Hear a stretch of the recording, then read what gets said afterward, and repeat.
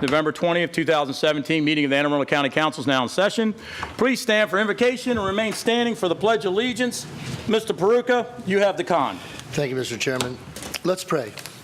Lord, we are grateful for all your blessings and all your mercies, and we thank you for the opportunity to serve you. We ask you to bless our deliberations here tonight, and may you put your words in our mouths and your thoughts in our hearts so that we can always be witnesses for you. In Jesus' name, amen. Thank you. Mr. Chairman, I'd like to introduce some troop from 995 from Arundel, Maryland. If you gentlemen would come up in front of the wall, behind the chairs, please. Come on up, and they'll Light you up a mic here. 995 from Arundel, and they're going to lead us in the Pledge of Allegiance. All right. Turn around, gentlemen. Here we go. On your command, guys.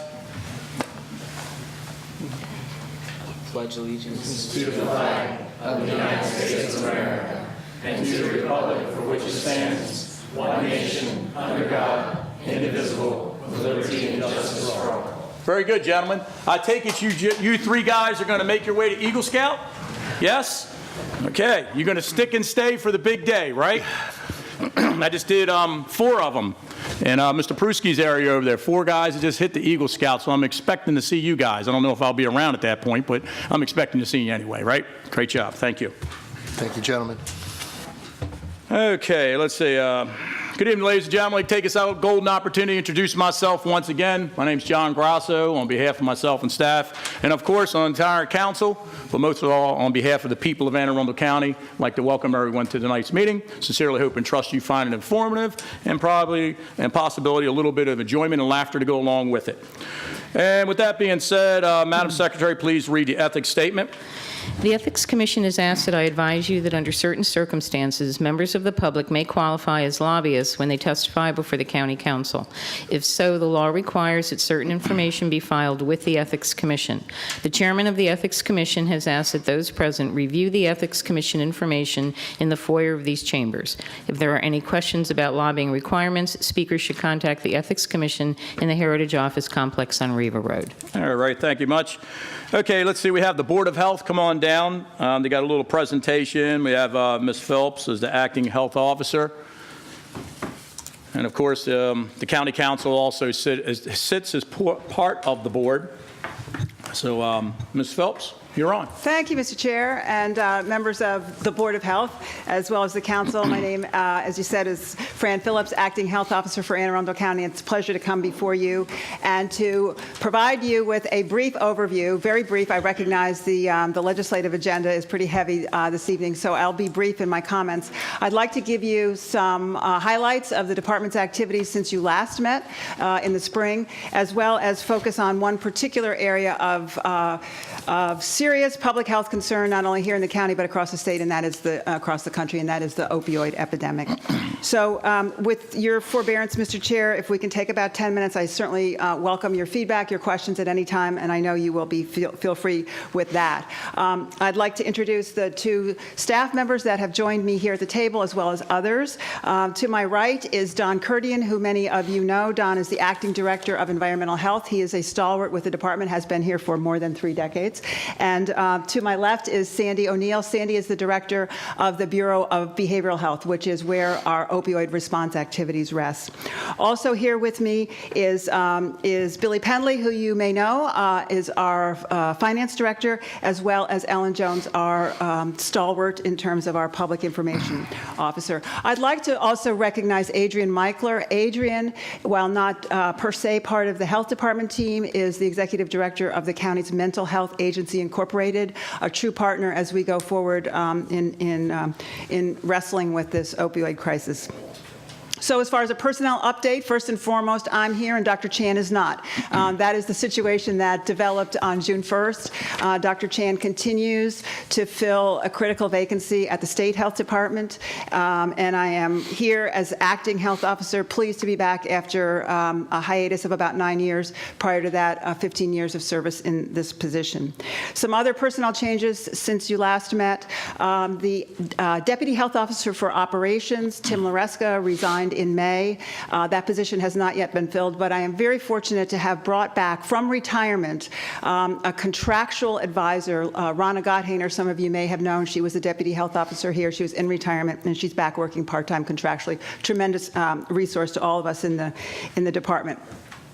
I'd also like to recognize that Carrie Topovsky, the Director of Environmental Health, has been detailed over to the county's Office of Emergency Management. Carrie, as you know, is extremely familiar with the county, having served in environmental health for years and years. Carrie is an expert in not only our land use, our critical infrastructure in terms of water and sewer, but she also is a master with the county's environmental databases. A critical concern in terms of emergency management, as we've seen in storms and the aftermath of those kinds of weather emergencies in other parts of the country this year. So she's working with Director Aftung in emergency management, and I'm delighted that Don has agreed to step up, and I guess it was voluntary, to step up and to serve as the acting director in Carrie's absence. You have your folders in front of you, as always. On the left-hand side is the organizational chart. That has not changed since you last met, and not only the individuals on the org chart, but also all the contact information on the reverse is there available to you, as well as the Health Department's directory of services.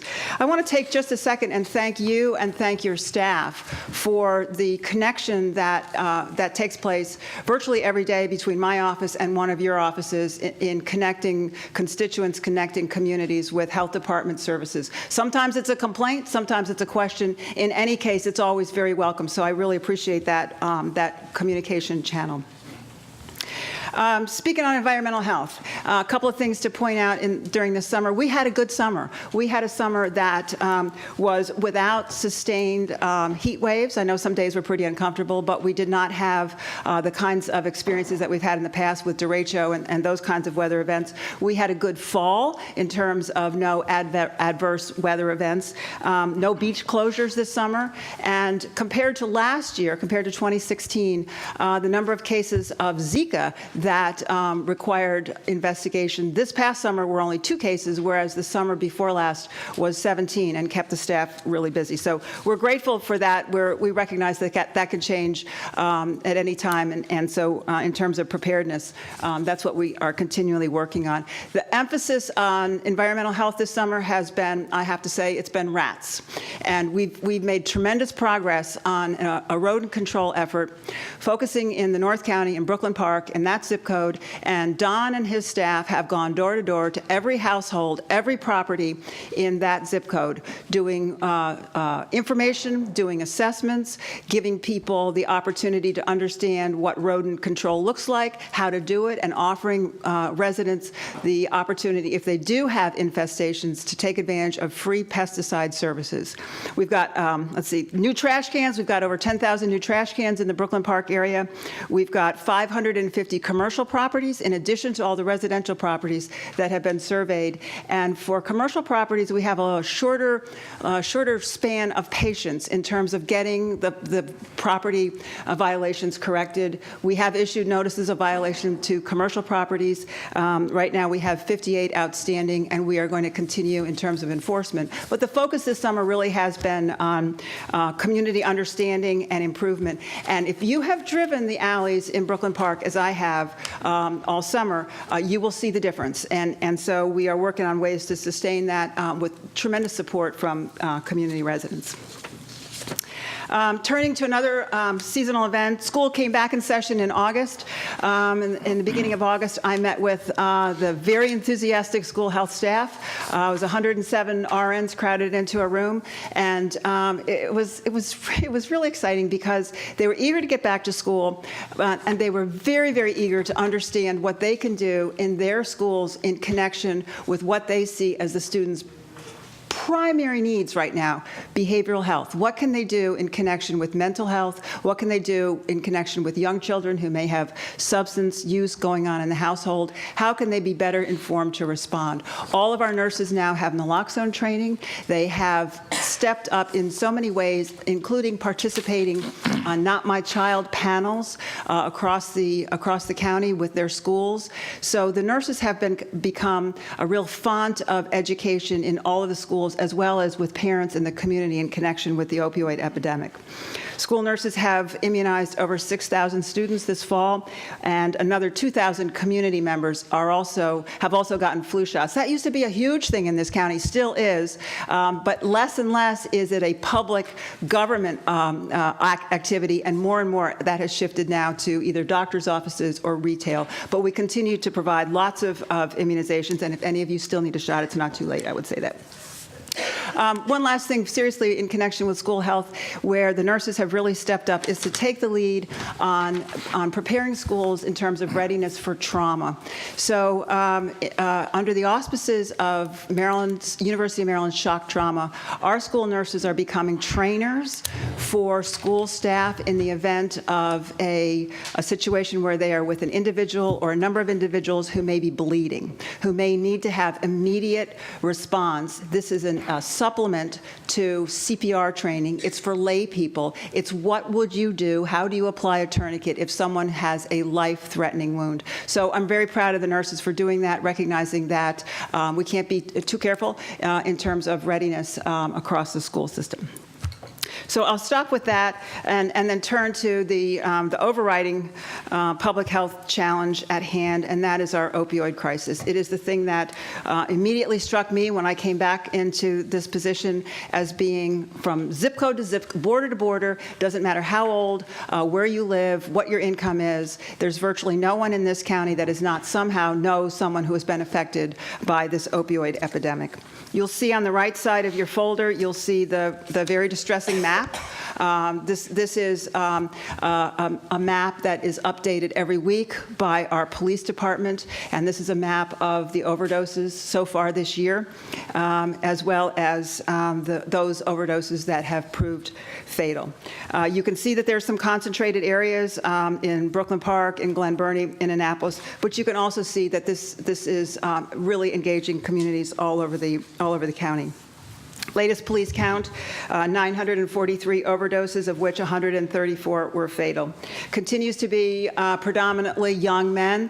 75% of these victims are male, and 60% of them are between the ages of 20 and 34. These are people in the prime of their careers. They're developing their careers, and they're also developing their families. So a secondary consequence that we're very concerned about in the health department is the impact on household members, particularly children, who may be affected by the substance use of parents in the household.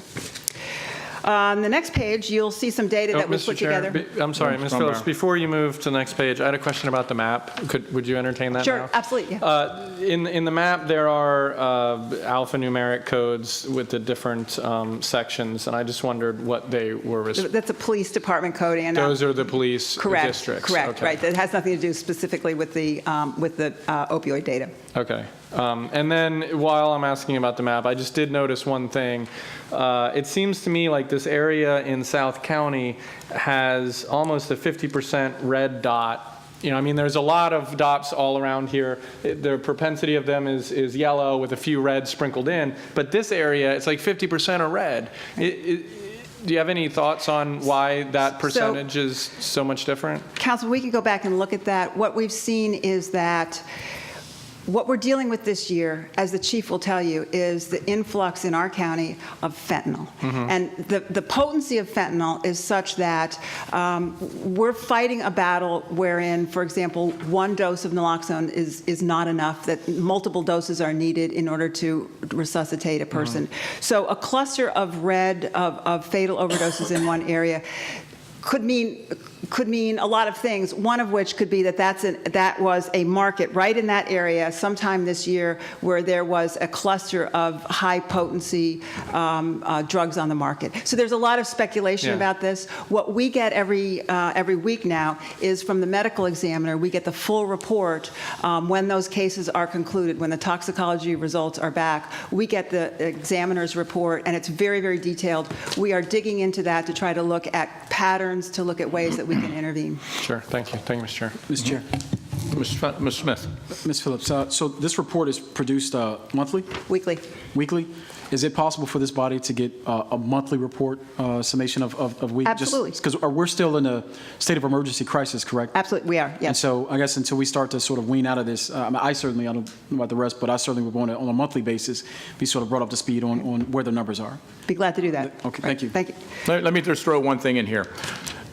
Without obvious numbers, what actually defines a crisis and what actually defines going out of a crisis? I mean, Well, of course, we know a thank lot you, of Mr. people, Chair. nothing would be. Right. Is there a number? Right, it's a term of art. No, there's not a number. In terms of public health, this death rate that we're seeing now in the county exceeds the death rate in this county during the mid-'90s at the height of the AIDS HIV epidemic. That was termed a crisis. We're far beyond that. Nationally, we have more people dying from opioids than we have from motor vehicle accidents. So what it is, it has risen to a level of mortality that meets whatever the definition is of a crisis. And so it is still continues to be a state of emergency based on the governor as well as the county executive's declaration. And I guess last week also the president's. Right. Okay. Fair enough. One on the next page, which I won't go into in detail, are more statistics that have to do with the county's opioid experience. I do want to point out on the flip side the pie charts. And the reason that this is interesting, most of our data has come from the police department, which has been a terrific partner to us. And I will say that we've now entered into an understanding that a drug crisis is not necessarily a law enforcement crisis, it's a public health crisis. So not arresting our way out of this, but rather to apply public health interventions such as treatment. The second page has data not from the police department, but from hospitals. And so what this is showing us is the first pie chart is where do Anne Arundel County residents go? What hospitals are seeing the burden of this epidemic in their emergency rooms? And you can see it's BWMC, Baltimore Washington Medical Center, Anne Arundel Medical Center, as well as Harbor Hospital. That's the bulk of the hospitals. Makes sense. What I think is interesting is the second pie chart. Whereas the first one shows where Anne Arundel County residents go when they experience an overdose, the next pie chart shows something that's maybe not widely recognized, is that there are more people coming to the emergency room for opioid-related problems that are not overdoses than overdoses. For example, people come to the emergency rooms in withdrawal. People come for various kinds of infections, skin infections, heart infections, lung infections as a result of IV drug use. And they're coming into the emergency room for mental health crises, all related to opioids. So that's actually a larger number than the number of overdoses. And so altogether, the burden and the cost on the healthcare system is enormous in our county and elsewhere. So I wanted to point that out, and absolutely we'll keep this data flowing to you on a monthly basis.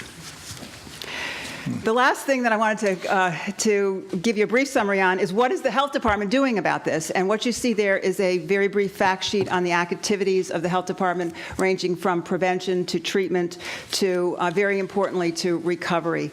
In prevention, we've distributed over 1,600 naloxone kits. We have participated in many, many, many community forums, both in schools, in workplaces, in the community. Not My Child is a tremendous asset to this county, and we're very proud to be part of those panels. Also, I will say the students themselves, the young people, the students against destructive decisions. It used to be drunk driving. Well, that we've moved on from that, and the health department now hosts 17 chapters in middle schools and high schools around the county.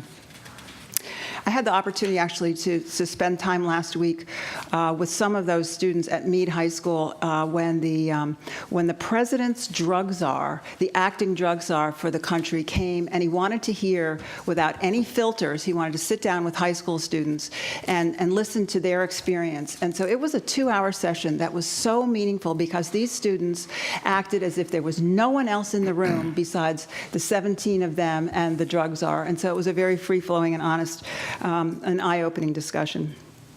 As far as treatment goes, the health department has major treatment facilities, both for children, as you can see, over 450 county children this year, as well as our 2 drug clinics on Langley Road in Glen Burnie and Bestgate in Annapolis. Very, very busy treatment centers, as well as the work that we're now doing to support safe stations. I know all of you have heard of this. We're now, over 300 county residents have voluntarily come forward in this very successful opportunity for people without without repercussions to walk into a fire station 24/7 and to get into immediate response, immediate treatment. That's put a tremendous strain on Adrienne Meikler's crisis response team. She has risen to that challenge. We have had a new state grant to enlist to deploy a whole new team, as well as some staff from the health department who are now trained to be surge responders to ride along with the crisis response team. And then lastly, I do want to bring up an opportunity for even more progress that the health department will be entertaining. Later this evening, you will hear an appropriations bill. Included in that bill is a new state grant of about $1.9 million this year to support crisis stabilization providers. These are a group of 5 or 6 providers in our county now who are willing to take people from safe stations and to stabilize them and then move them in a day or two into definitive treatment. So this has been a gap that's really been lacking, and I'm grateful that we have the opportunity to bring this bill before you for appropriation. I'm going to stop here, other than to say I am grateful to be back here, to be back with the county as we confront this crisis. It's unlike anything that I've seen in my career, but it is, with your leadership and that of the county executive, it is a pleasure to work on this problem with the cooperation across county government, and also, I will say, our hospitals and community organizations together really stepping up. Okay. So I'll stop here and. Mr. Trumbauer. Mr. Chair, thank you, Mr. Chair. Ms. Phillips, the reports I'm getting from the department all indicate you're doing a great job. Oh, so that's thank good you. news. Thank you, Mr. Trumbauer. And I'm kind of just wondering aloud, but you're the acting health officer, but I don't know if there was a timeline associated with Dr. Chan being on loan to the state, or I mean, should we get comfortable with you being the officer for the remainder of this term? Do you think? Well, thank you, Mr. Trumbauer. I'm often asked that question by my husband, whom I know as well. Who you know. And so I can't tell you an end date. The situation is Dr. Chan is filling in for another person up there. It's kind of a chain of events. I do understand that the recruitment for the position in which her predecessor had filled has been recruited for. So I think that there's going to be some movement in that regard. The state is, they're under a lot of pressure, not only from the opioid crisis, but generally pressure in general. And so I really can't answer that question in terms of timeline. Okay. No, I can appreciate that. But since we do have you and you are before us now, your predecessor, Dr. Chan, fielded some questions from us over the last several years on a couple topics. And I'm just going to give you a chance to answer, to see if anything has changed. The first, and you mentioned in your remarks your admiration for the school nurse program. Right. A year or so ago, there was some discussion over, we'll say, privatizing the school nurse program. We were assured at the time that nothing would happen within this fiscal year. Can you indicate whether anything is still under consideration for moving away from the current model, or is there anything that you can comment on? Well, thank you, Mr. Trumbauer. As I think I said in my remarks, the school health program has played an absolutely vital role this year, certainly getting going on what I see is not just strictly a narrowly defined school health problem, but really it's an overall community and public health problem. And I have to be perfectly frank that I have been buried in the rodent control and in opioids for the last 6 months. And so the opportunity to do any kind of longer-term planning hasn't really arisen since I've been here. Sure. And I do believe that I think right now that I know that the school health program is a vital contributor. Yeah. And so I feel like the situation is, if it's not broken, and it is not right now, we need to go forward. Does that mean that can't be any improvements to the school health program? Absolutely not. Sure. The director of that program, Karen Siska, is a mover and a shaker, and she's got some terrific ideas. And she also has a very good relationship with the school system. So moving forward on some of the skills skills refreshers for the staff, but also, really importantly, the infrastructure, the electronic communication, the ability to communicate in real time with pediatricians, for example. These are some of the kinds of improvements that I think we need to be looking at in the future, in the near future. Okay, well, thank you. I guess part of my concern is that when that was floated, or when it became part of the public discourse, there was a lot of folks that were felt that would be disruptive. We heard from parents, we heard from schools, and so I just wanted to know whether we can anticipate having, that be part of the discussion again. It sounds like from your answer that you're not aware of any immediate That's correct. plans. Okay, That's correct. fantastic. And then the second one, just very quickly, we had asked Dr. Chan a few years back if the department had an official position on the high school start times, because there was a lot of discussion on the public health side of that, and she declined to give a formal opinion. She said she was interested and the department would look into it, but I don't know if anything formal was done. I just wanted to see, Yeah, Mr. now that Chairman, you're in charge, if you had was- anything. That was an issue, I tell you, that was an issue that came up probably in about 1996. Yeah. And it was because of some evidence that was coming up. That's when I graduated college. Okay. So I was here and you were there. But there were some parents that had been digging into some of the research and had showed that not so much an issue for the younger children, but for the adolescent brain is pretty foggy before maybe 9 a.m. I understand the schools have moved back start times. Modest amount. Modest Yeah, incrementally. And I know that there's a cascade of logistic and transportation and a lot of other considerations Yeah, to move that's that true. start time. Yeah. I don't think we're done looking at the results of that. And I think that that's still very worthwhile, particularly for high school students, looking at what their capacities are academically, and also looking at how much available time they have later in the day, too. So both ends of the day. I don't think that the health department doesn't have a position. We haven't done research on that. But I do think that that's still an area that bears a lot of scrutiny in the future. Okay, well, thank you. Just to end my remarks, I want to extend some gratefulness for what your department and the administration in general is doing on the opioid epidemic. I know that's a very challenging crisis to deal with, and there's no simple solution, but I'm very encouraged to see that the programs are moving towards treatment and prevention. I think that's where the action is, so thank you. Thank you, Mr. Chair. Thank you, Mr. Chumber. Okay. All right, very good. Thank you very much. We're going to open up now to invitation to the audience. I'm going to call down 6 people at a time. Start off with Miss Laurie Carter. It looks like Miss Rebecca Forte. And it looks like Morgan Arsdahl. And an old favorite here of mine, Mr. Anthony Brent. A new affiliate, Mr. Jim Lyons. And let's see, Matthew Johnson. Come on down. Okay, the way we work this deal is I need your name and address and 2 minutes to say what's on your mind, and then you get the gong. Okay? So we're going to start off with Ms. Carter. Where are you? Right here. Okay. Nice talking to you earlier, too. And go ahead, ma'am. Name and address and do your thing. My name is Lori Carter. My address is 312 Ferndale Road. Peter Smith is my district. 2 minutes. I'm very long-winded. Everyone joked. Well, you come back to the next one and say more. That's all. Exactly. Yeah. I intend to be here every month. I'm very happy to hear what I just heard. On Thursday, November 9th, my son made a call to a hospital and was seeking treatment, actively asking if he could come in. They told him that he did not.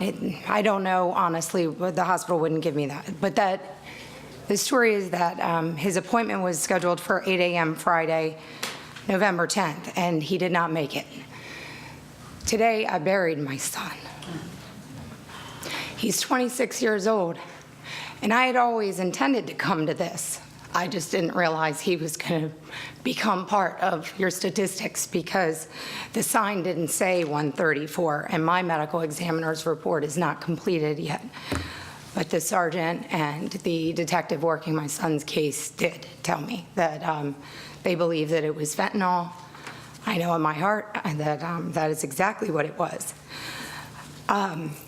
What I wanted to say is that there is a dire need for treatment the solution is going to be difficult. I understand that, and it's going to be lengthy. I understand that too, and there's no coincidence that she compared it to AIDS, because that is exactly how I described it to my mother. It took a long time for that to be resolved. My son was found in District 5, Severna Park, Early Heights Fire Department. He was 1,500 feet away when his body was found, very light pulsed, and was administered 1 shot of Narcan. He was transported to North Arundel, and they pronounced him dead at 3:32 a.m. I have letters here, or I have a letter here, 10 copies per instructed. Okay. And Thank you very much, I'll leave that ma'am. with you. And of course, I'm expecting you to come back to the next council meeting and then And give some everyone more of that. thereafter. And I'm sorry for your losses, okay? Very much so. Okay, Ms. Forte, name and address, 2 minutes, please. Hi, my name's Rebecca Forte. I live at 752 Dividing Road, Severna Park, Maryland, 21146. So I would like to start by commending this council on some, I'm not a first time coming here, on some things that went really right on another time I've been here. And that was that the anti-hate resolution in the name of Richard Wilbur Collins III was written by Pete Smith. It was passed unanimously by this council. We came up, we kind of gave you a hard time, and we said, hey, this, to honestly address hate, this needs to address white supremacy, and you guys took our constructive criticism in stride and did, in the end, pass an anti-hate resolution that specifically addressed white supremacy. And I want to commend you for that, but I also want to say that is step one, and that the work is not done. So it was a good step one. I am proud of you guys in that moment, but since then, there has been a student in South County who feels comfortable pretending he has a KKK hood on and bullying other students. There's been, as you guys know, there was the nooses at Crofton. Obviously, that was before Richard Wilbur Collins was killed. It's not gone, and it's not absent in our county, and it needs to continue to be addressed. So I want that to be ever present and at the focus for this body. So thank you. All right, thanks for coming out. Okay, Mr. Morgan, is it Arsdal? Yes, only it's Mrs. Okay, how you say it? Van Arsdal. Okay, Van Arsdal, okay, my bad. That's All done with love, right? Thanks for yeah. coming out. Name and address, 2 minutes. No problem. My name is Morgan Van Arsdal, and I live in Cape St. Clair, Annapolis. Like many of Mr. Peruka's constituents, one of the factors when buying our house was the quality of our local public schools. Even for people who don't have children or whose children attend private schools, public schools matter. Quality public schools contribute to lower crime, higher housing prices, and a well-educated workforce. Everyone on the County Council needs to support our public schools through their budget and through their actions. Instead of being a supporter of our local schools, though, Mr. Peruka derides and undermines them. Perhaps because he believes public schools are communist indoctrination centers, he has consistently voted against or abstained from budget proposals that would fund the school district and fund maintenance and construction of schools. On his webpage, The American View, Mr. Peruka states that, I believe efforts like Exodus Mandate to encourage parents to remove their children from government schools are to be commended and supported. He wants an exodus from public schools, perhaps in an effort to destroy them. Instead, he wants children to be indoctrinated in his beliefs, including creationism and the young earth. Mr. Peruka opposes teaching children the concept of evolution, claiming that to promote evolution is an act of disloyalty to America, and that people who claim the earth is millions of years old are either willfully anti-American or that they are ignorant of their own heritage and history. I would never dream of calling Mr. Peruka willfully anti-American. I'm disheartened to hear him use that term against the vast majority of his own constituents. A person with these beliefs should not have anything to do with funding our education law, or with funding our education or with those laws. The teachers, students, and parents at our local schools are the ones who are to be commended and supported, not Mr. Peruka or others like him who seek to undermine our schools and damage our quality of life. The citizens of District 5 deserve a representative who will support them, respect them, and vote with their best interests in mind. Thank you. Thank you, ma'am. Appreciate you coming out. Mr. Brent, how are you? Name and address in 2 minutes, please. Good to see you again today. Thank you. Good to see you guys as well. Good evening. My name is Anthony Brent. I'm here representing myself, 607 Haven Hill in Edgewater. As you may be aware, the sewer moratorium has been lifted on the Mayo Peninsula, and we are already looking at up to 57 new single-family dwellings already. There is one variance already in play that is meeting very little resistance, and a 55 single-family home subdivision already in play as well.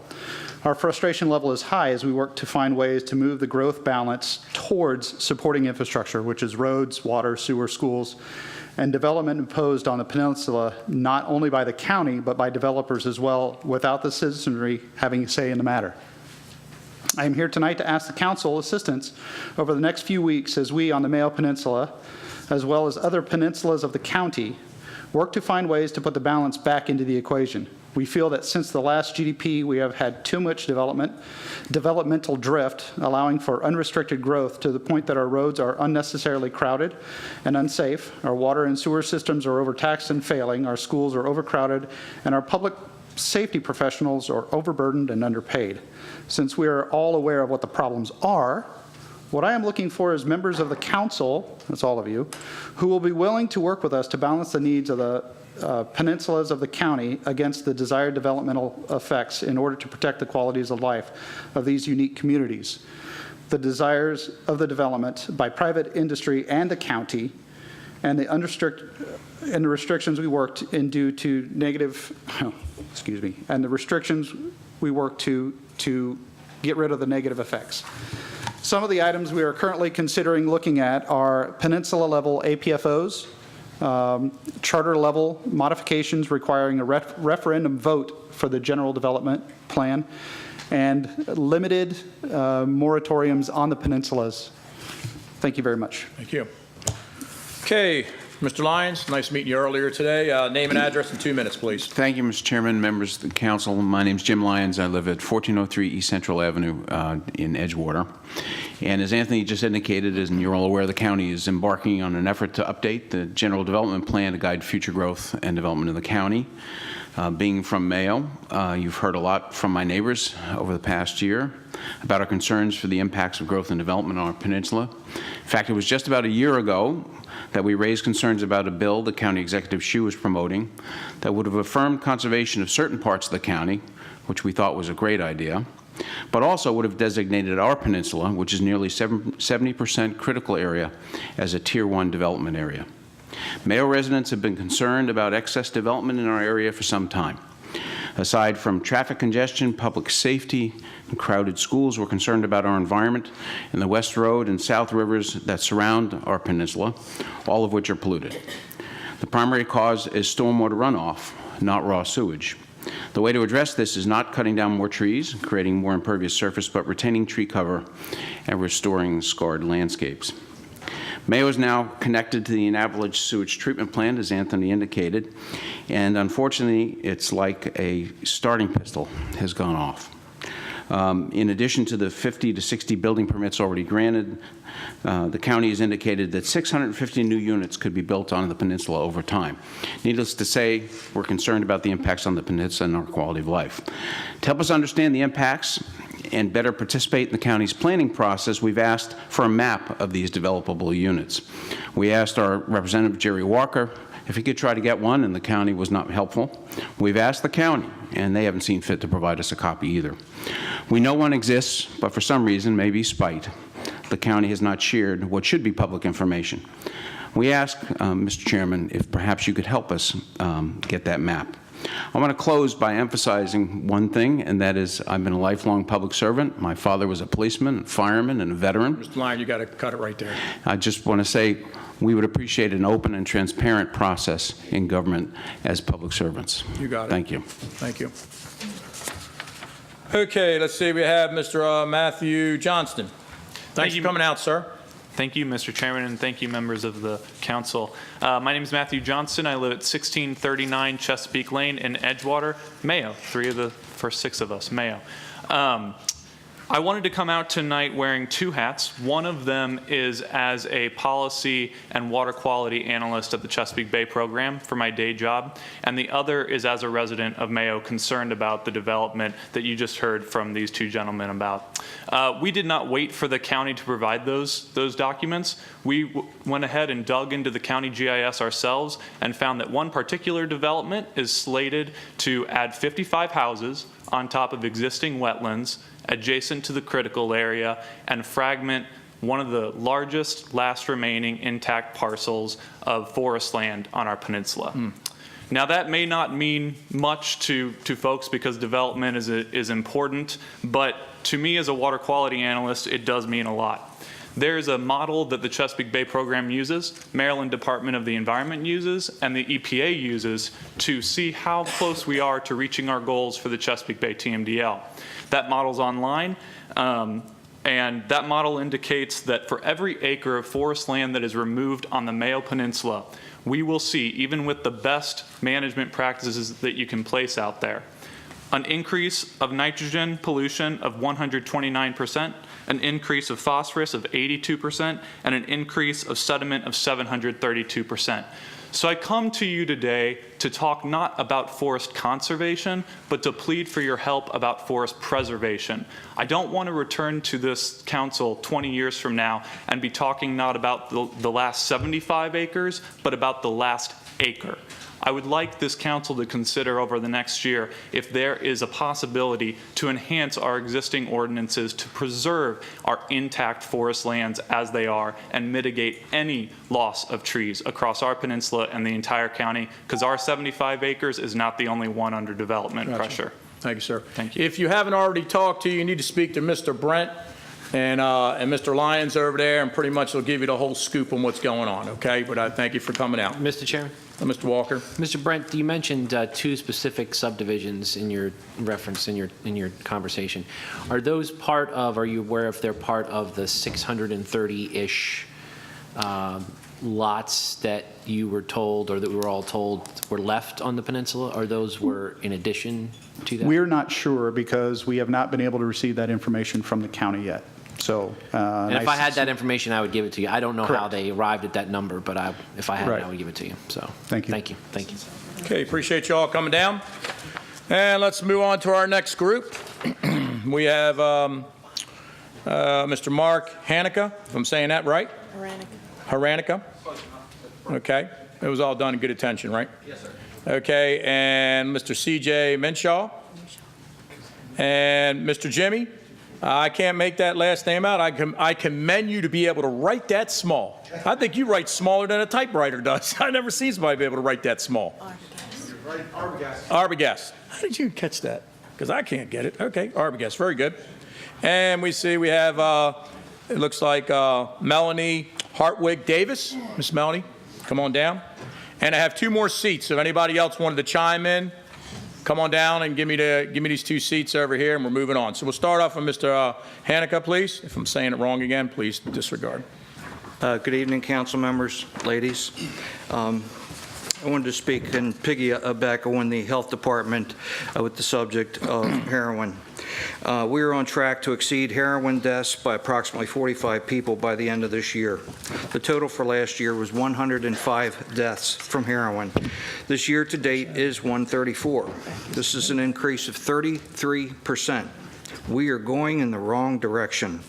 The losers are law enforcement and residents of Anne Arundel County. The only gains are funeral homes and crematoriums. I know how to greatly reduce the flow of heroin into our county, and that's with the use of canine drug dogs. When officers conduct drug stops where drugs are highly suspected, they often do not have probable cause to search that vehicle.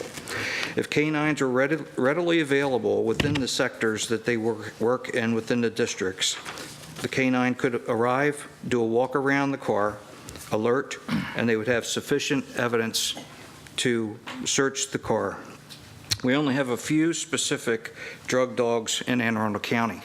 So I live up in North County. If we need one and it's down South County, it takes an hour to get there, we can't hold that person.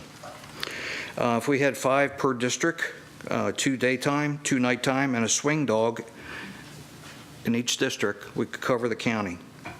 That would be $300,000 to fund the whole program. It's $15,000 per unit, $12,000 for the dog and the training of the officer, $2,000 to outfit the car, $1,000 for the vest for the dog. Perhaps conducting sobriety checkpoints just inside county lines, crossing over from Baltimore City, for example, would be great, with the assistance of canine drug dogs that would drastically stop the transport of heroin into our neighborhoods, schools, and the veins of our youth. We could set the example for success in our state and beyond. Thank you, sir. Thank you for your time. And yes, we talked earlier, and I think you're on to something very good here, and my colleagues heard you loud and clear, so maybe that's something we need to work on. But thank you for your time. Thank you. I'd answer any questions. All right.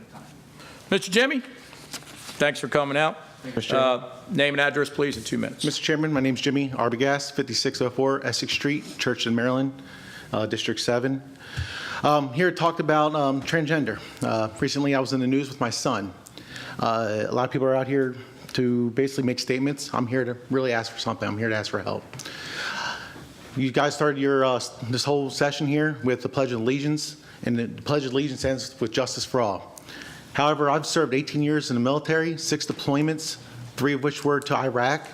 I come home, and my family sacrificed a lot for this country, allowed me to sacrifice a lot for this country. However, when I come home, I don't see justice for my son. I don't see justice for the transgender community. Transgender community is not about black, white, Hispanic, or whatever.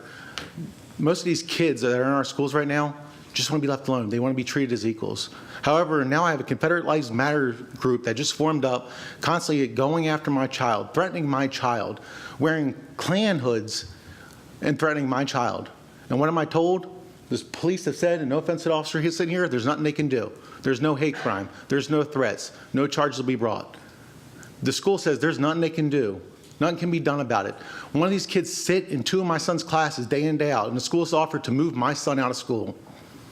So I'm here to ask you, I'm looking at each and every one of you, what can you do for my son? Because I fought for my country, I fought for your rights. Who's going to fight for my son's rights? The time didn't start, and I do apologize, but I'm pretty sure I took my 2 minutes. Thank you very much. Okay. Heard you loud and clear, and thank you for your service to the country. Thank you. Absolutely.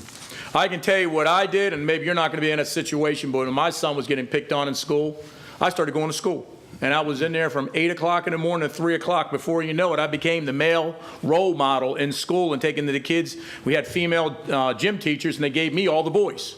And before you know it, I became a teacher, not willing to be a teacher, but I became a teacher. And that's how I solved my problem until my son took it a little bit beyond himself and whacked somebody with the chair and got expelled from the school. And then it became private school at that point. So, yeah, but I mean, listen, hey, it's we can laugh, but it's reality, you know, and that's just how it worked out in my situation. But thank you, Mr. Chairman. Okay, Mr. Menshaw, Mushaw, did I already get that? It's Ms. CJ. Oh, yes, sorry. No problem. Thank you, ma'am. Name and address, 2 minutes, please. 3884 Ponder Drive, Edgewater, Maryland, 21037. Thank you for having me here tonight. I just wanted to follow up and amplify the testimony that you've already heard. Before the 2016 school year began, the Anne Arundel County Public School Board publicly posted guidelines to ensure that transgender and gender nonconforming students are not stigmatized, to maintain the privacy of students, and to foster cultural competence and professional development for school staff. Politics followed suit, as it generally does. The Anne Arundel County Council passed Resolution Number 5716 requesting that the Anne Arundel County Board of Education adopt a policy on use of bathrooms, locker rooms, and other gender-divided spaces, and encourage the school board to reconsider. In September 2016, Scott Howarth, an Anne Arundel High School student and president of the Chesapeake Regional Association of Student Councils, testified on behalf of months of discussions between the student government body and shared how the folks most affected by this policy voted unanimously in 2013 to add a section in CRASC's Constitution that states that they support the lesbian, gay, bisexual, and transgender community. The student governing body said it best, that policy concerning the contents of students' undergarments should not be policed or be a subject of political debate. We've learned a lot more about the current state of our county, and together have taken great strides to eradicate hate here at home, all of us together. We have passed resolutions together and in context with the information we have in that moment. Today we have new information. Resolution number 5017 helped feed confusion among students in our county school system that ended in violent and hateful bullying. This behavior affects the individuals targeted and the individuals perpetuating the terrible behavior. We can change what we've done in the past. We can help all individuals affected by the bullying and violence going on at Southern High School by not adding to the confusion. Thank you, ma'am. And by redacting resolution number 5017. Appreciate that. Okay, and let's say we have Miss Melanie Hartwig Davis, is it? Yes. Thanks for coming out to see us. You know the drill. Thank you, Chair. Thank you, Council. My name is Melanie Hartwig Davis of 501 Bayview Point Drive. It happens to be on the Mayo Peninsula. I come here as an architect. I make my living off of the built environment. I feed my children and hopefully send them to college on my living and doing that. However, there is a right way and there is a wrong way. There is a healthy way and there is a very unhealthy way to develop our natural lands. This also impacts severely our quality of life.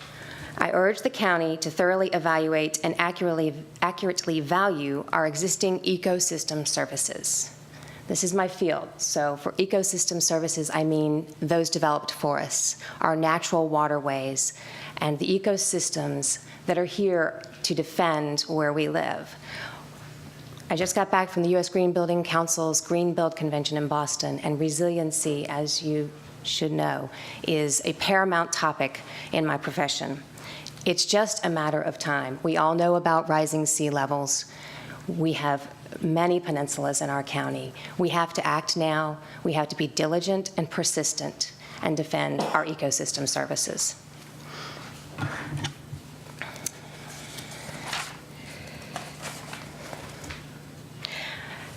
I guess to end, I would like to say that there are many studies out there now that talk about the loss of property values. And as a homeowner, as a mother of 3 children in the community, it's not only the property values, it's our quality of life, it's also their health. When that 1 acre of land, and we've heard statistically the science version of what it does to our waters, but it also damages the air that we breathe, and all 3 of my boys have some variation of asthma. That's why we moved out here, to be away from the city and inside the DC Beltway. So again, I just encourage you to evaluate very thoroughly before you make any changes to zoning, and to reiterate and enforce and encourage more conservative developments. Thank you. Heard you loud and clear. Unfortunately, there's some in this county that want to turn Anne Arundel County into Baltimore City, but I heard you very clear. That's for sure. Ma'am, thanks for coming out. 2 minutes, please. Thank you. Good evening. My name is Michelle Danoff, 1401 Pennington Court, Mayo Peninsula. The county's been working on a boat ramp study throughout the county, creating recommendations for sites and conducting public surveys for public comment.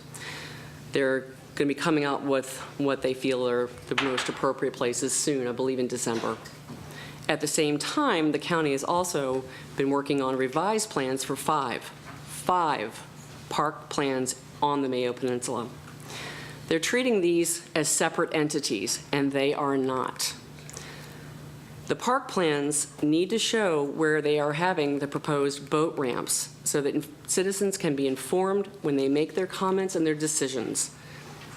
They don't need to be put in later so that people look at it and say, well, had I known, I would have commented this way. We are asking again and again for transparency, so we don't have to be changing what we have commented on to preserve what we would like to preserve. The main thing is we're looking at also, none of these plans should be considered until our infrastructure is evaluated and fixed. Thank you. Thank you so much, ma'am. Heard you loud and clear also. Favorite? How are you doing this evening? I'm Ann Blixton, and I'm the Executive Director of Growth Action Network, also known as GAN. And I realize that maybe people have heard of GAN, but they don't know what we do. And so I thought maybe it's like a public service announcement. I would bring you our new brochure, which gives you our organizational list of organizational members and our mission and some of the projects that we take on. GAN started as a project of Arnold Preservation Council 10 years ago. And about 3 years ago, it was decided we would incorporate and be our own organization. The mission is somewhat in line with some of the people who are speaking from Mayo, that we involve citizens in planning and advocacy so that county growth will enhance the quality of life now and in the future. And we used to say that we were a smart growth organization, but then that kind of got old, and then everybody was talking about smarter growth. Now it's sustainable growth. So we definitely are a sustainable growth organization. One of our key principles is to make sure that development pays for itself, and also that the infrastructure is there. And I know that the county's been trying to catch up with infrastructure, but to continue to build and build and build at the rate you're building and not having adequate infrastructure is a losing proposition. So I just wanted you to know what we do. We look at the variance lists, we testify about legislation, and my job is really to help our members become more involved and be able to know where to speak and what to say. Thank you very much. Thanks for coming out. We always appreciate that. Okay. Thank you, folks, for coming out tonight. And if we have anybody else that wants to chime in today, there we go.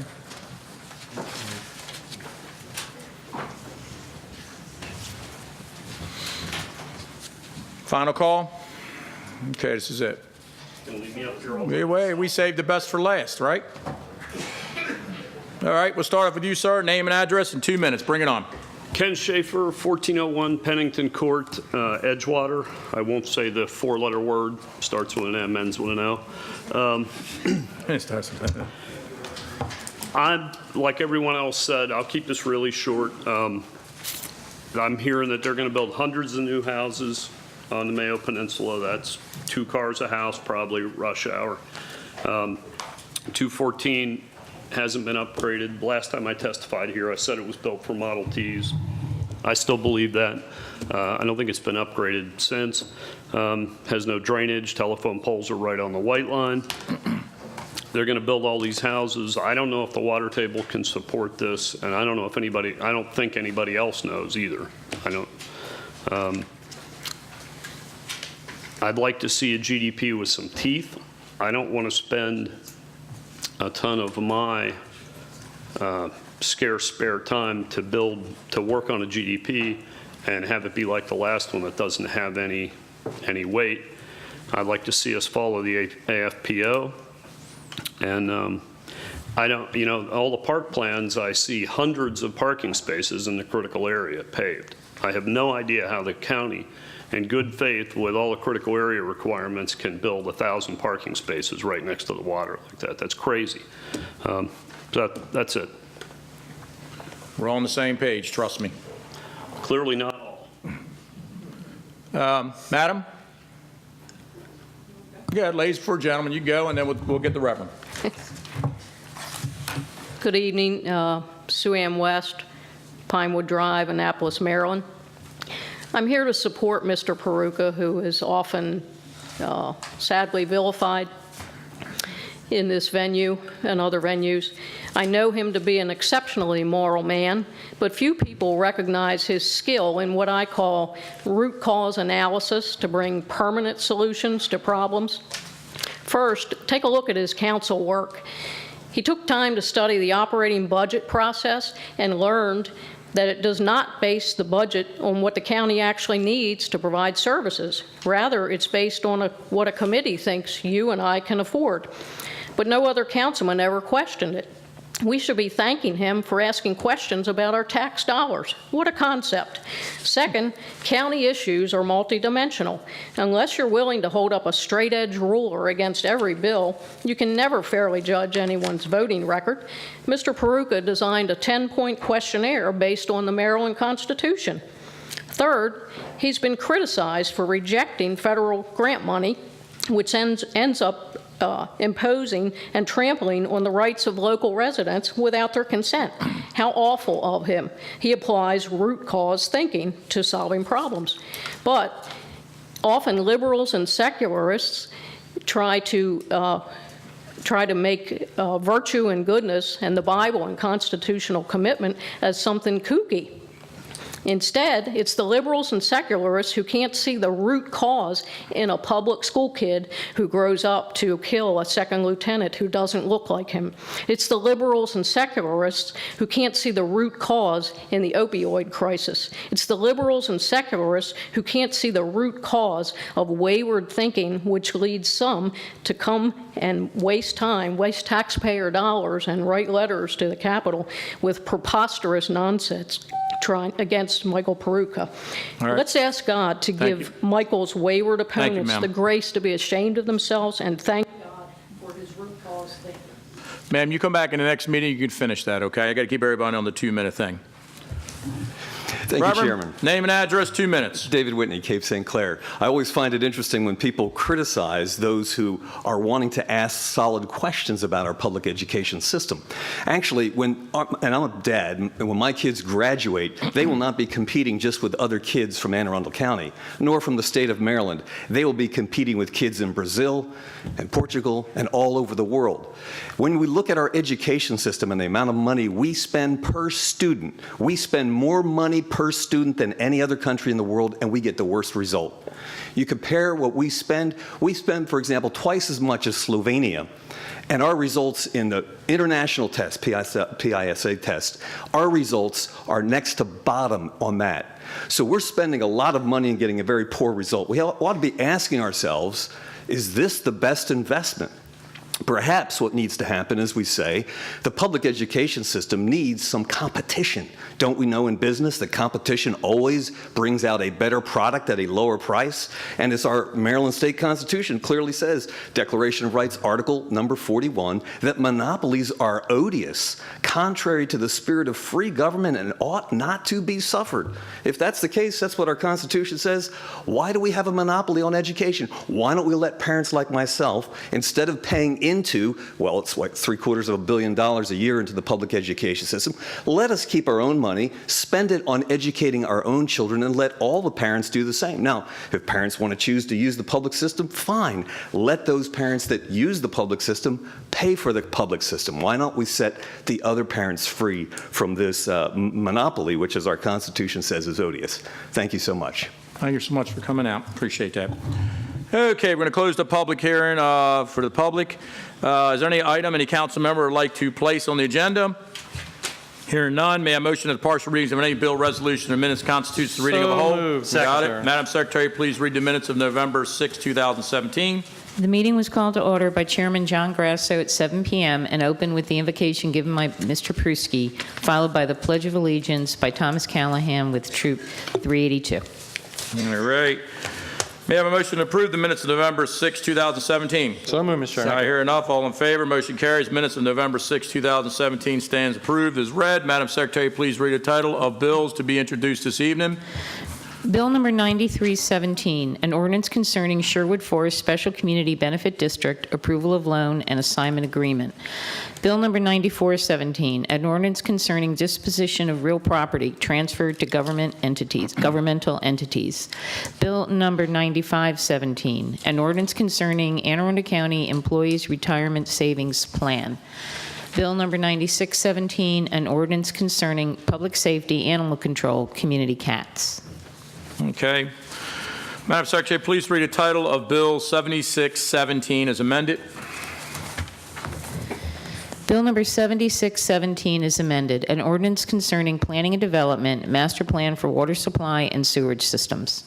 Mr. Marsick and friends. Mr. Chairman, members of the council, Bernie Marzick in the County Executive's office. With me at the table, Lynn Miller from Planning and Zoning and Kelly Kenny from the Office of Law. As we've discussed several times, Bill 7617 is the update to the county's water and sewer master plan as required by state law. We have done several amendments, but we are now hopefully complete with this bill, and we ask for your support tonight. Okay, very good. Seeing nothing over here. All right, so we're going to open the public hearing. 2 minutes. If anybody would like to chime in on Bill 7617. Oh, there we go. Lucky you. Okay, it looks like Miss Rachel Eisenhower, is it? Yes. Come on down. And you're hard on me on the second name. I can get Mr. Paul there, and that's about it. I'm not even going to try. Okay, close enough. You're like the guy that prints real small. Good. That's okay. Not bad. Nothing wrong with that. Ms. Eisenhower, go ahead. Give me 2 minutes, name and address. You're on. Thank you. Rachel Eisenhower, 831 Holly Drive East, Annapolis, Maryland, 21409. I am currently president of the Amberley Community Association.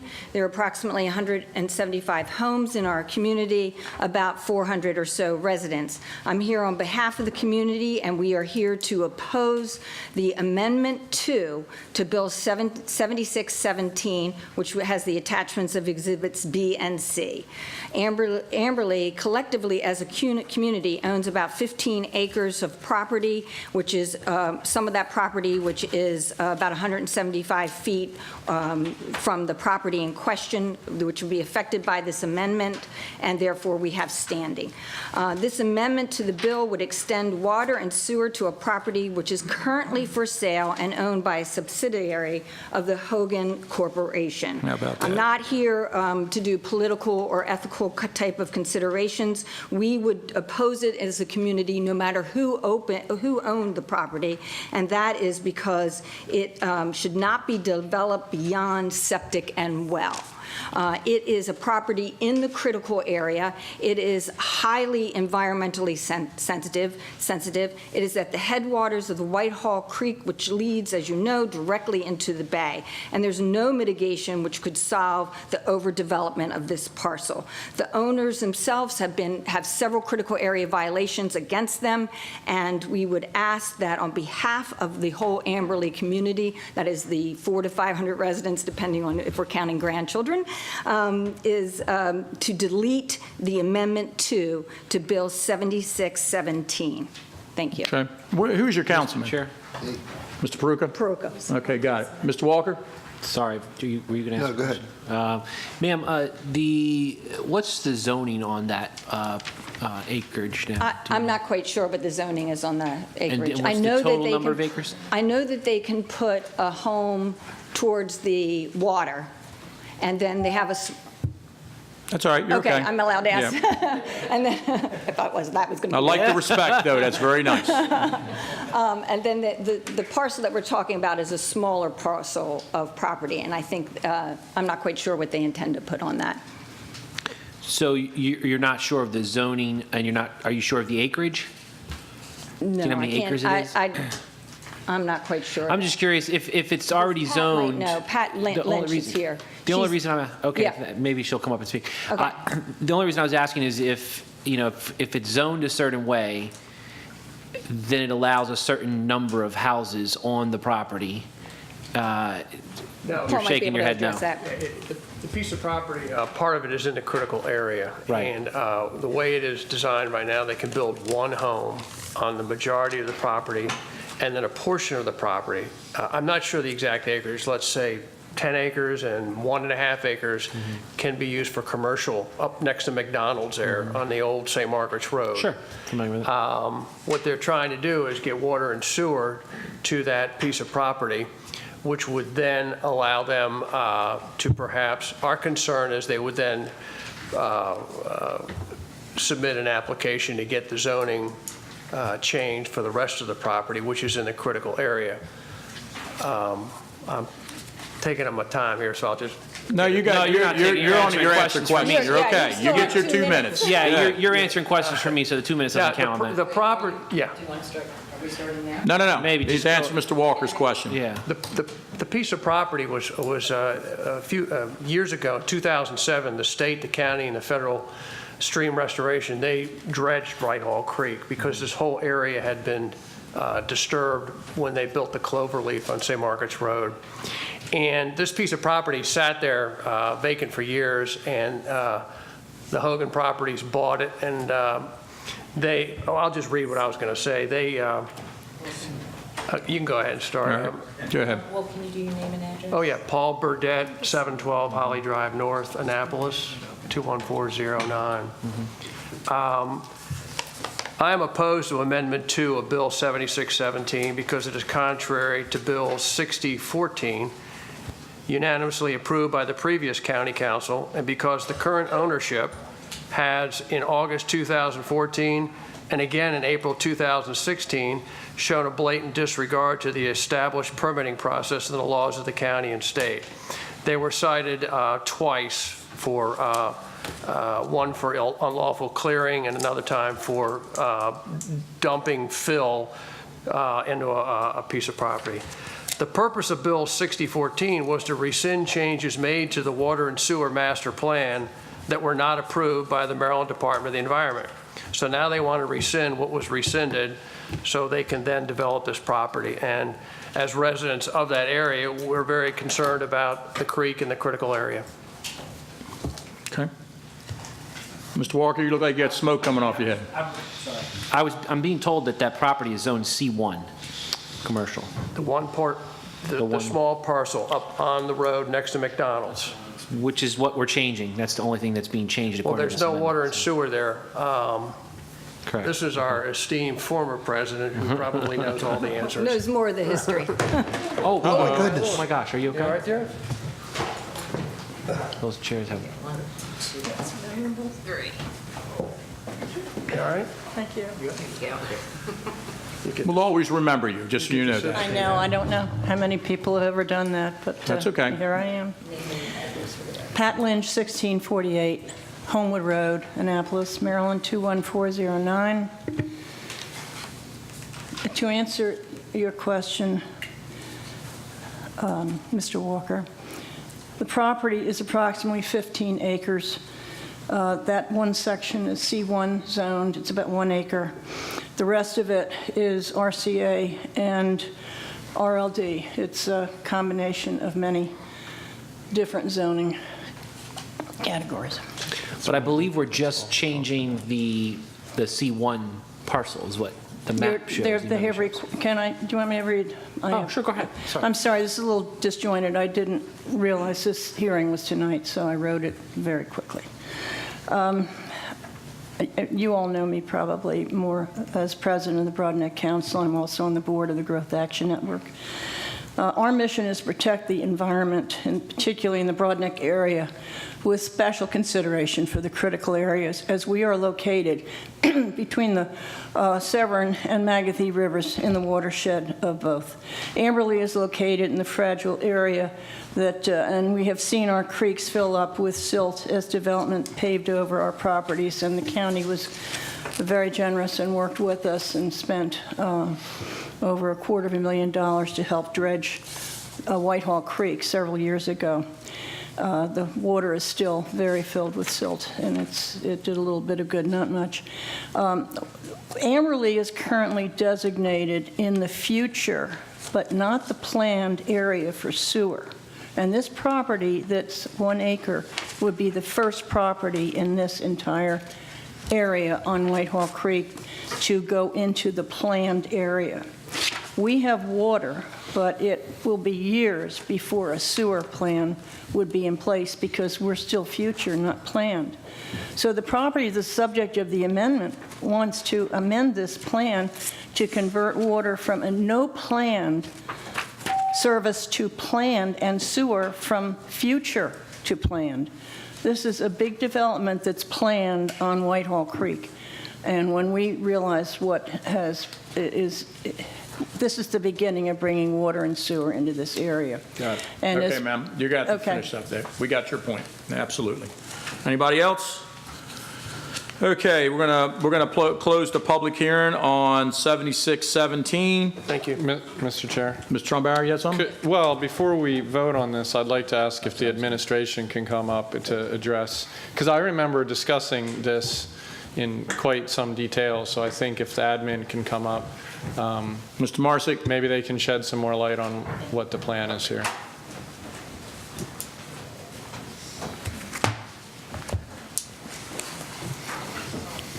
I'm going to defer to Ms. Miller on the details, Mr. Trumbauer, but I think as Mr. Walker pointed out, it is the small portion that is roughly a triangle that you all see on the map you should have in front of you. Yeah, it's 1 acre and it's C1, right?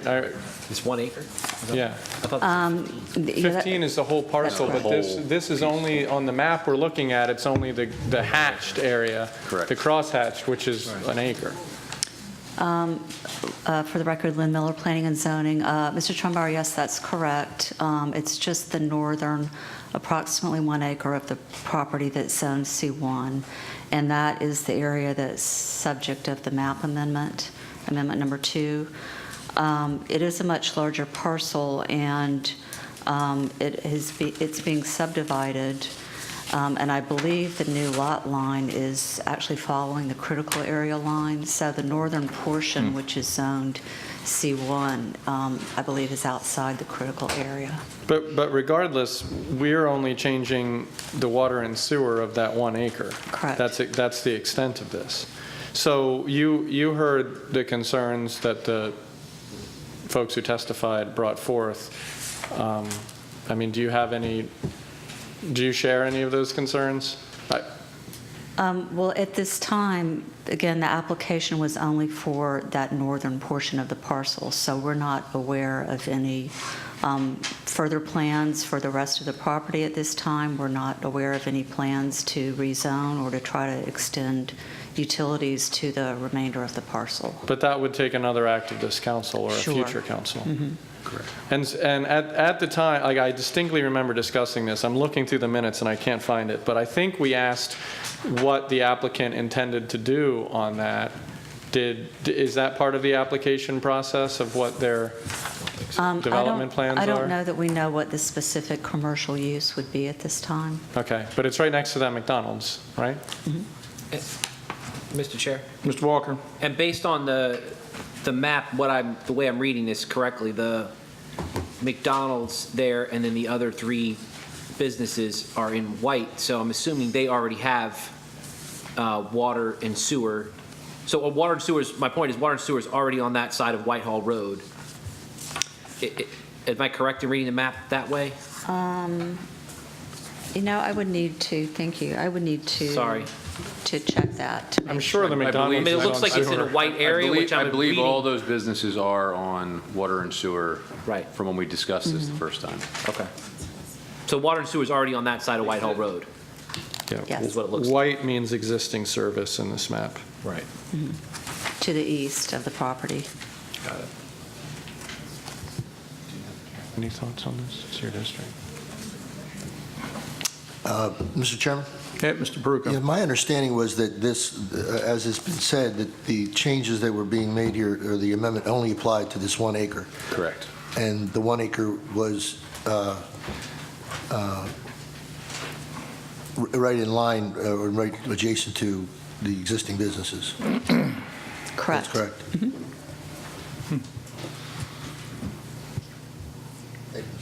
Well, you already know my take on this thing. I can smell the fish here. So it ain't, this don't work for me, I can tell you that much. Now, how you all vote, you do different, but there's something wrong with this deal. So you're going to put an amendment in? No, well, I'm voting against the bill. You're going to vote against the whole bill? That's pretty much where it's at. That's where it's at, because that's either that or we turn around and we hold it. Is this the last day? Yes. Yeah, like I said, these people right there, they know what's up, and I can smell it. So that's how I am. Now, whether you do it or not, Mr. Peruka, but I'm standing with the people. Did Mr. Peruka, did you say you were for or against this bill? Well, I have not heard these objections until now. And my understanding, my original understanding, please forgive my voice, I swallowed a horse today, I think. My understanding was that that this only applied to that 1 acre, and that the vast parcel was just going to have 1 house on it, which was a preservation. I looked at it as a preservation of 14 acres rather than a degradation of 1 acre. That was my take on it. So I wasn't aware of these objections until the present. Okay. Well, that's pretty much where it's at. Everybody knows my feeling about it. Mr. Chair. Mr. Trumbear. Actually, Ms. Tate, can we, is it in order to call one of the testifiers back up and ask them? We can do anything we want. I'm the chairman. Do you want to speak to one of them? You bring them on up here. I'm just wondering. The rules also allow for you to speak to somebody who's spoken Which one would you like to talk to, Mr. Trumbear? I'm just curious if the discussion over, I mean, they clarified it's 1 acre and then it's zone C1 on the record, and that the other 14 or so acres are not under consideration. Does that change the objection to this one amendment? That's what I was wondering. If anyone wants to come up and answer that, I'd be interested. Okay, you have somebody right here. Yeah, let's get him on the record. Yeah. Of course, you're going to do your name again, sir, and your address, okay? Paul Burdette. 712 Holly Drive North. Hold on, let me get your mic. Go ahead. The concern we have is the developer. They've twice blatantly disregarded the county's laws. They came in, we spotted them one day clearing about 5 times the allowable amount of land. They said they were going to create walking paths so people could look at the property to buy it. They cleared land within 8 feet of the stream that had been restored by federal stream money when the creek was dredged, which is, you're not supposed to disturb anything anywhere near that close to the water. And then prior to that, 2 years before, the property next to McDonald's, they started filling in the property to, I guess, make it more presentable for someone to put a commercial property there. The land has sat there vacant for years. The problem is, they don't have any water and sewer, and it's not very accessible. But more importantly, it's the critical area on the major portion of the property. It doesn't perk. You really can't. They talk about building one home there. We've heard all kinds of rumors. Not going to waste your time, but our concern is, this is the first step. That's, as you said, it smells. We know what they're going to do. They're going to come back after that, and they're going to try to get the rest of the parcel included in the variance they got on the first parcel, and then they're going to develop it or put something there, and they're going to harm or affect the creek again. The state, after a 25-year effort by Amberley, finally admitted that they had harmed the creek, and they ponied up and dredged it. And we just don't want to go through that process again by a developer who has already shown twice they don't care. And who was the developer? Hogan Properties. Well, they call themselves Better World Builders. Okay. Mr. Chair. Mr. Trumbauer. Ms. Miller, would the county, is it even aligning with county policy that in the future there would be a sewer amendment for RCA property in the critical area? The way I'm looking at this is a very small, that 1 acre parcel that is on frontage to that thoroughfare is being put in. It's adjacent to an established commercial zone. Mm-hmm. That's very different from the concern I'm hearing about the larger parcel. But I want to be clear, I don't want to open the door to some poor development decision down the road, but I don't think necessarily approving this bill would do that. And so I guess I'm looking at you to explain a little bit more of the context. Well, I can say that it is very infrequent and usually only in very exceptional circumstances that the county would consider putting RLD zoned property in the public utility envelope. So the remainder of that parcel is zoned RLD. It would not need to be on public utilities in order to develop as required under the zoning ordinance. And if it's in resource conservation area, the critical area, in order to do anything substantial, you would need an allotment of the remainder of the development capability. Sure, the critical area density caps are going to trump the RLD allowable density anyway. So again, it wouldn't seem to me under the current planning and zoning that there would be any reason or that it would be cost effective for the owner to want to extend public utilities further down the parcel to develop. And just again, on the record to be clear, that's not part of this proposal, and you would not foresee supporting any additional sewer or water amendments into the remainder of that property, correct? Yes, at this time, that's correct. At this time, right.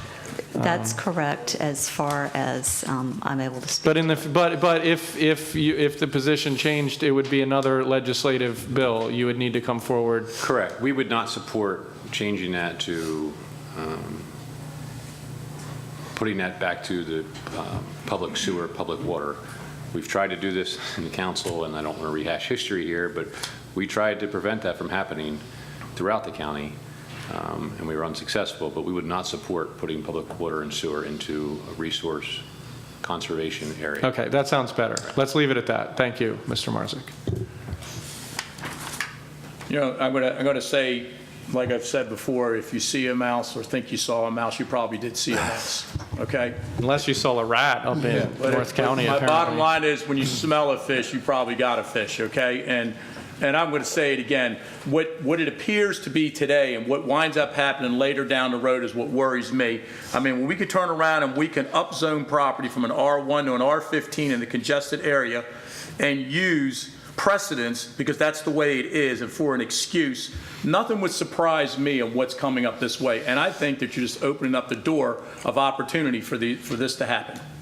And like I said, I wouldn't support it. And if it, in my personal opinion, if it votes this bill down and they want to bring the bill back without that change in there, I'm fine with that. That's how I feel about it. You all vote your own conscience, but I've seen this played out too many times. Mr. Chairman.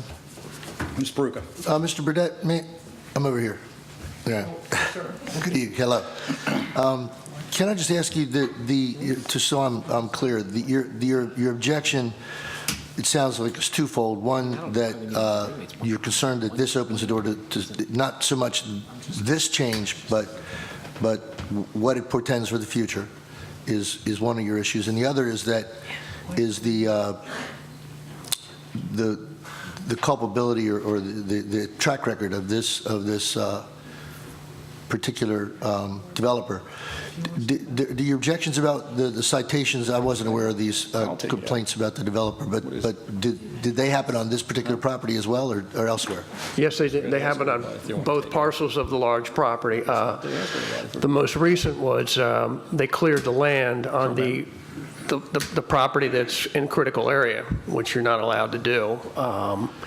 And they got a stop work order issued on the property, and they were supposed to mitigate what they did, or they were fined or whatever, but we don't know. The other violation they had when they filled in the land, they were stopped there also. That I don't know whether they ever paid any fines or anything. Okay. And this is again, if I can just say this isn't a political thing here. This is simply, we kind of know how we feel we know how this is going to work. It's going to start here. I mean, if you owned a large piece of property, why would you go to all that trouble for one small parcel without trying to come back and enhance the value of the rest of it? Well, you might. Well, I don't disagree with your worry, but that would require another action by this body. Right, which is why we're here today for the first step. Okay. Thank you. Thank you. All right, well, from what it appears that we have enough votes to pull it out. So I guess what we're going to do is we're going to hold the meeting until we hold the vote until we can prepare an amendment to remove this from the property. Why don't you close the public hearing? Okay. We already did that. No, he hasn't officially. We're still in public hearing. All right. So we're going to close the public hearing. We're going to call vote to hold until the amendment's prepared, and then we'll bring it back up and take it out. Yes? Okay. All right, close the public hearing. Madam Secretary, please call roll to motion to hold. I'll make a motion that we hold until later tonight. Thank you. Okay, good enough. Until such time as an amendment is ready. Mr. Pruski. Who seconded? Huh?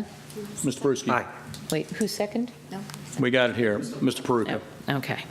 Mr. Pruski. Aye. Mr. Peruka. Aye. Mr. Trumbauer. Aye. Mr. Walker. Aye. Mr. Smith. Aye.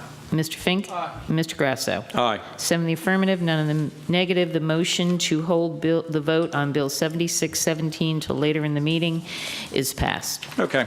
We're all happy at this point. All right, Madam Secretary, please read the title of Bill 7817.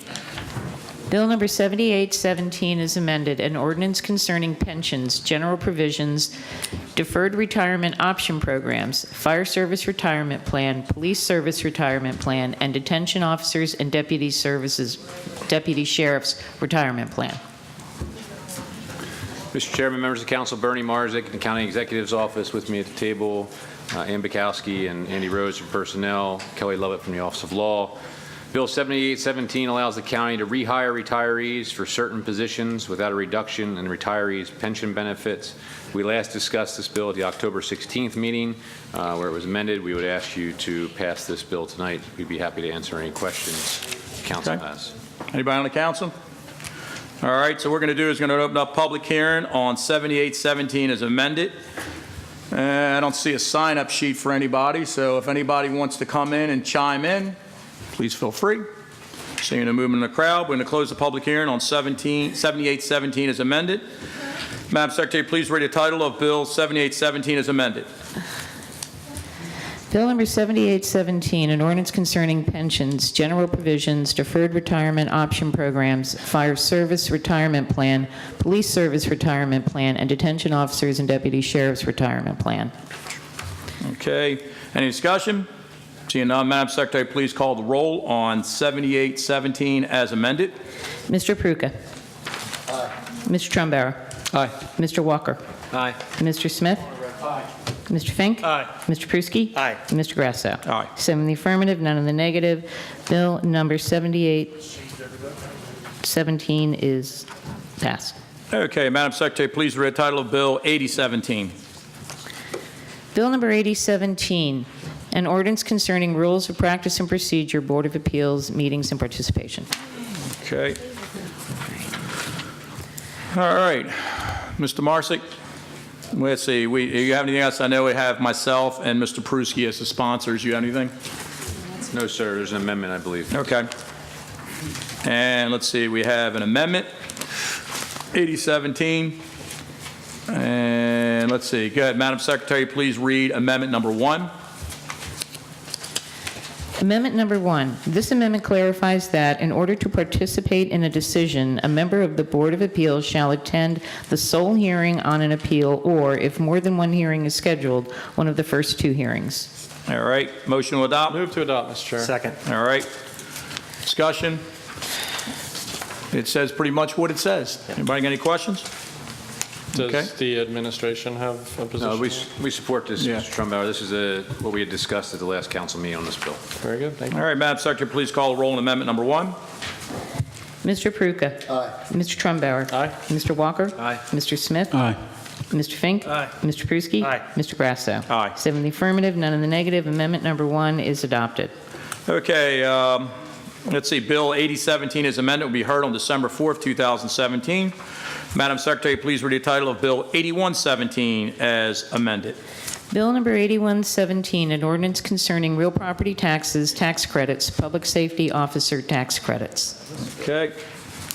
And of course, we have Mr. Walker as the sponsor. You want to chime in again, Mr. Walker? Don't have any additional comments, Mr. Chair. Thank you. Okay, administration? Mr. Chairman, members of council, Bernie Marzick in the County Executive's Office. With me at the table, Karen McQuaid from Finance and Darcy Good from Finance, John Hammond from the Budget Office, Kelly Kenny from the Office of Law. The County Executive supports this bill. He remains very concerned about the tax increase that will result from this bill on the 99% of property owners not covered under this legislation due to the tax cap. As we discussed in previous meetings, this bill will have an automatic tax increase. We can think action is necessary to offset this increase. We're encouraged by Mr. Fink's resolution, which would call on the county executive to lower the property tax rate in the spring when he introduces his budget to offset this tax increase. And we will do this to offset whatever tax increase results from Bill 8117, and we look forward to working with the council to lower the property tax in the spring. Okay. All right. So bottom line is you guys in favor of, but you're concerned about it. It's pretty much where you're at, right? Correct. Yes, we Okay. support the bill. Fair enough. All right. We're going to open up the public hearing on 8117 as amended. Anybody want to chime in? Come on down. Coming down. Seeing no movement in the crowd, we're going to close the public hearing on 8117. Oh, we had a sign-up person. Okay. Mr. William, is it Gates? Come on down, buddy. Thanks for spending your evening with us tonight. You know that you've heard the drill. 2 minutes, name and address. Yes, sir. Go ahead. Let him sit. Good evening, Mr. Grasso, members of the council. Longtime listener, first-time caller, I guess you could say. My name is William Gatens. I live at 2060 Quaker Way in Annapolis, Maryland, 21401. I'm here to support that bill. You know, the holiday season, I always take a little bit of time to reflect. One of the things I'm reflecting about is next month, December 6th, I'll be celebrating my 16th year with the county in the police department. My career started in 2001 as a police cadet, which back then we had it. Unfortunately, due to budget problems, it was eliminated. I was fortunate enough to stay on in our dispatch until I was able to go into our police academy. It took me about 13 years before I could afford reasonably to live in the county. In that time, I had to go through 2 separate real estate agents, which is what I wanted to talk about. I say reasonably afford to live in the county because the first time I went for a loan, they approved me for an amount that I didn't think I'd be able to reasonably afford. Last month, there was testimony by a real estate agent that said that the bill as proposed does not affect a person's ability to purchase or obtain a loan to purchase a home in the county. And I disagree. And the reason I disagree is because of the amount that I was approved for. I had to tell my real estate agent, you know, there's a couple things I'd like to have in this new home that you've approved me for, and one of them is food in the fridge. And I didn't think that'd be able to happen with what they said. I work as a field training officer for the county. I train lots of new officers, and there's a lot of enthusiasm to live here. And one thing I hear amongst a lot of them is that it's expensive. I think this bill would help keep officers here, and I think this bill would allow new officers to purchase a home in the county, and I'd like to have your support. Okay, fair enough. Thanks for coming out. Thank you. Okay, we're going to close the public hearing on 8117. All right, Madam Secretary, please read the title of Bill of 8117 as amended. Bill number 8117 is amended, an ordinance concerning real property taxes, tax credits, public safety officer tax credits. Any discussion?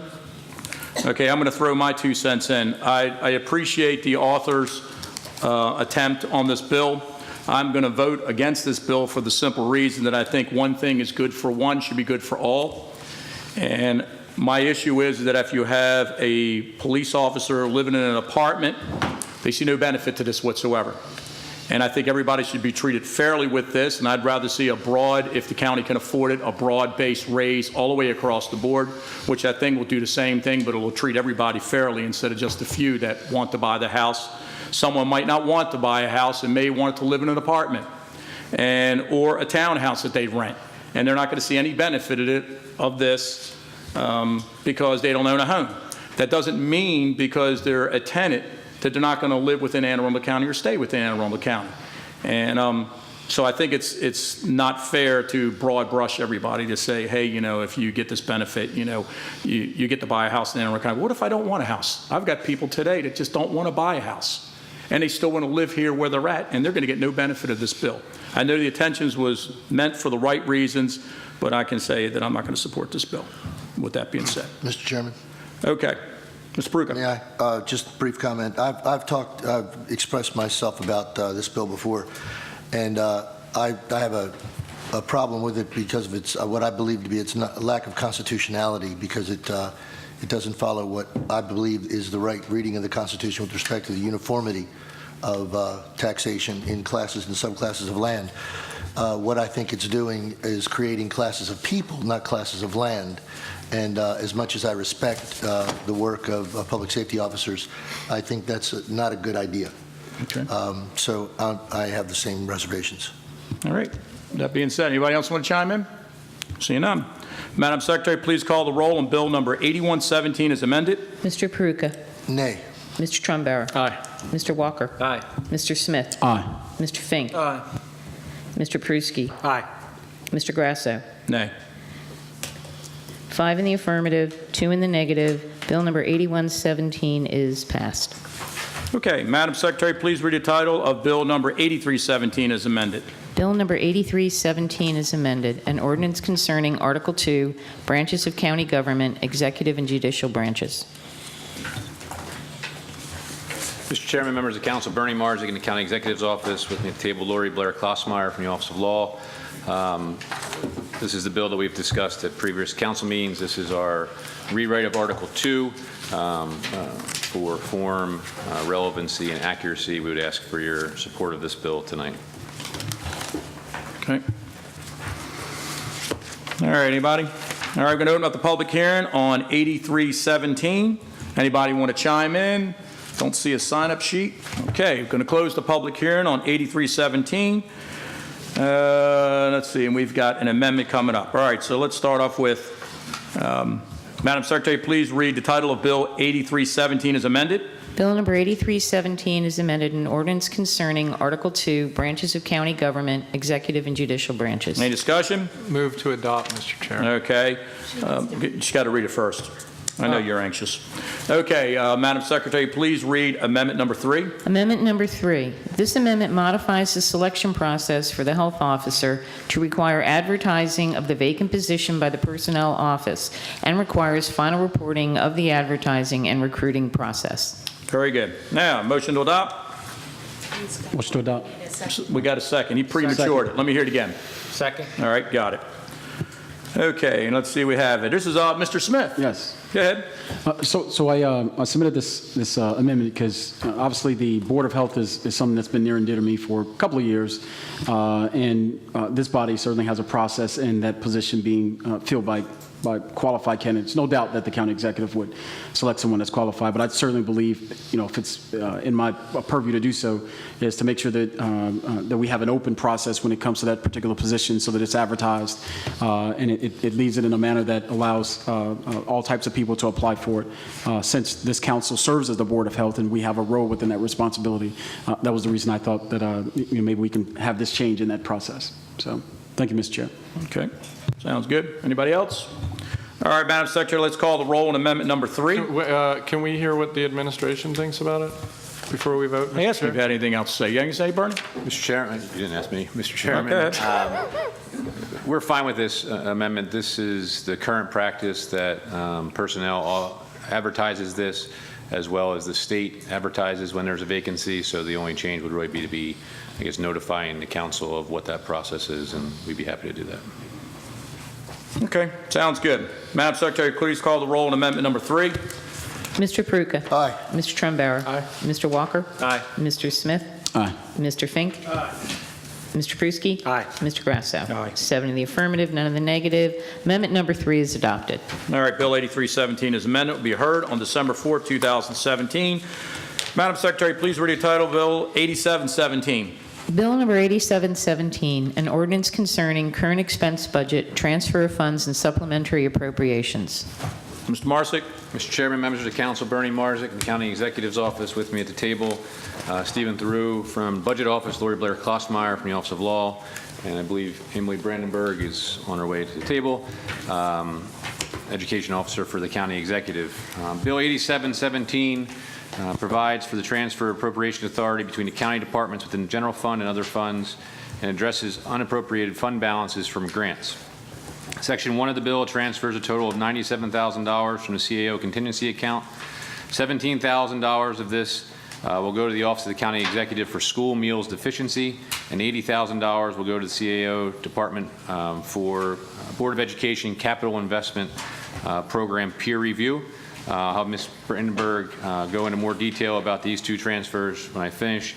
Section 2 of the bill recognizes unappropriated fund balances for the Video Lottery Facility Local Impact Grant Special Revenue Fund and state and federal grants in the Grants Special Revenue Fund.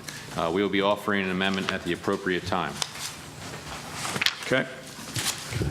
We're going to open up the public hearing on... Mr. Chairman, Hey. Brandenburg was going to touch on the 2 grants. Oh, how you doing? I'm good. How are you? Good, good. Go ahead.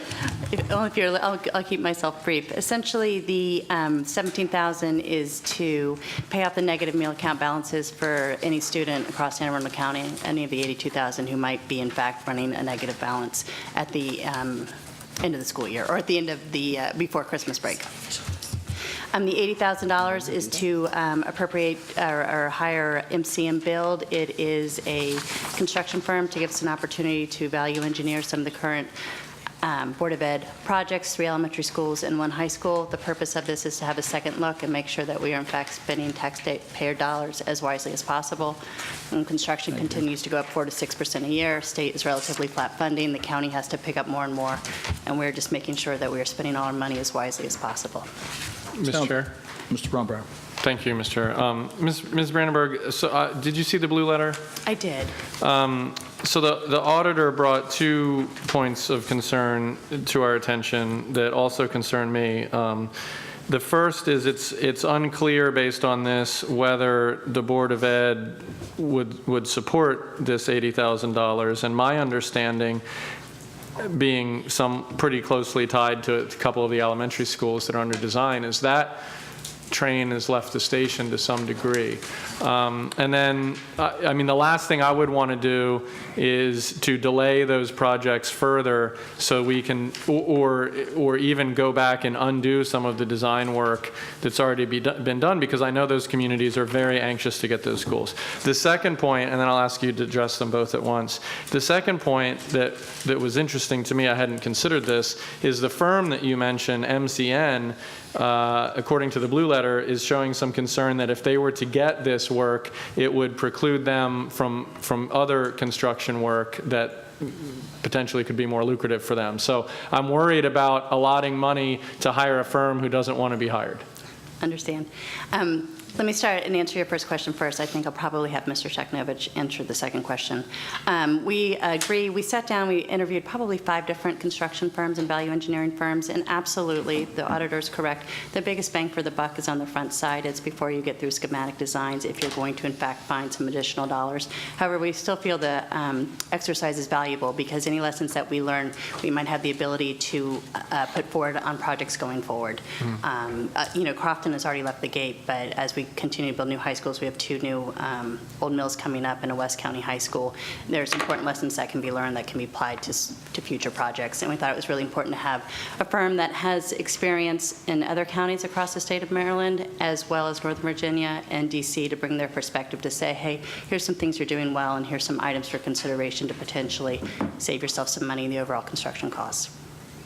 So maybe the best way, maybe I should ask when you're finished, maybe I'll ask Mr. Sheknovich, but I'm wanting some sort of confirmation that this would not delay those projects that are under, you know, that the design is either complete or nearly complete. Are you prepared to make that commitment?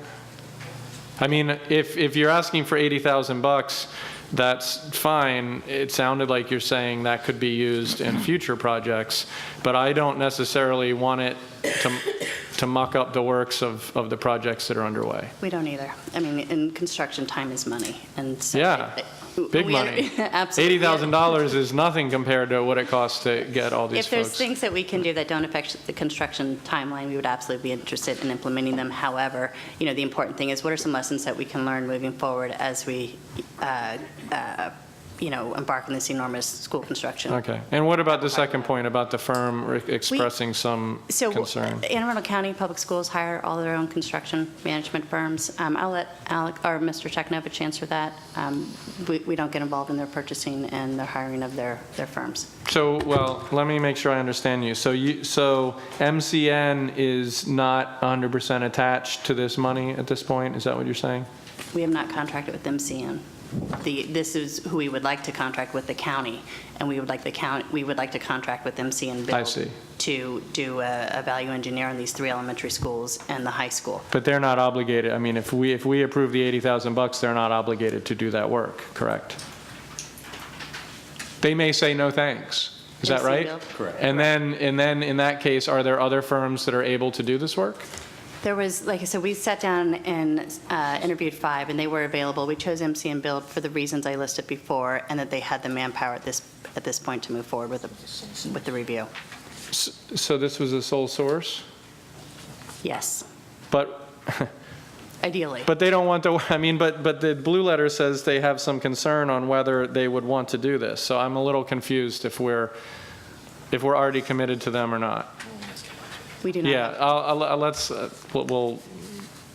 I'll ask Alex. Mr. Sheknovich, can you address two things for me? First, can you tell me if the board or the superintendent has a position on this $80,000? And then secondly, if you have anything to add about how a vendor would be selected, or whether or not MCN would find themselves in a position of not wanting to get this work because of their other business potential. I'd like to hear your position on that. Sure. For the record, Alex Sheknovich, Chief Operating Officer at Arundel County Public Schools.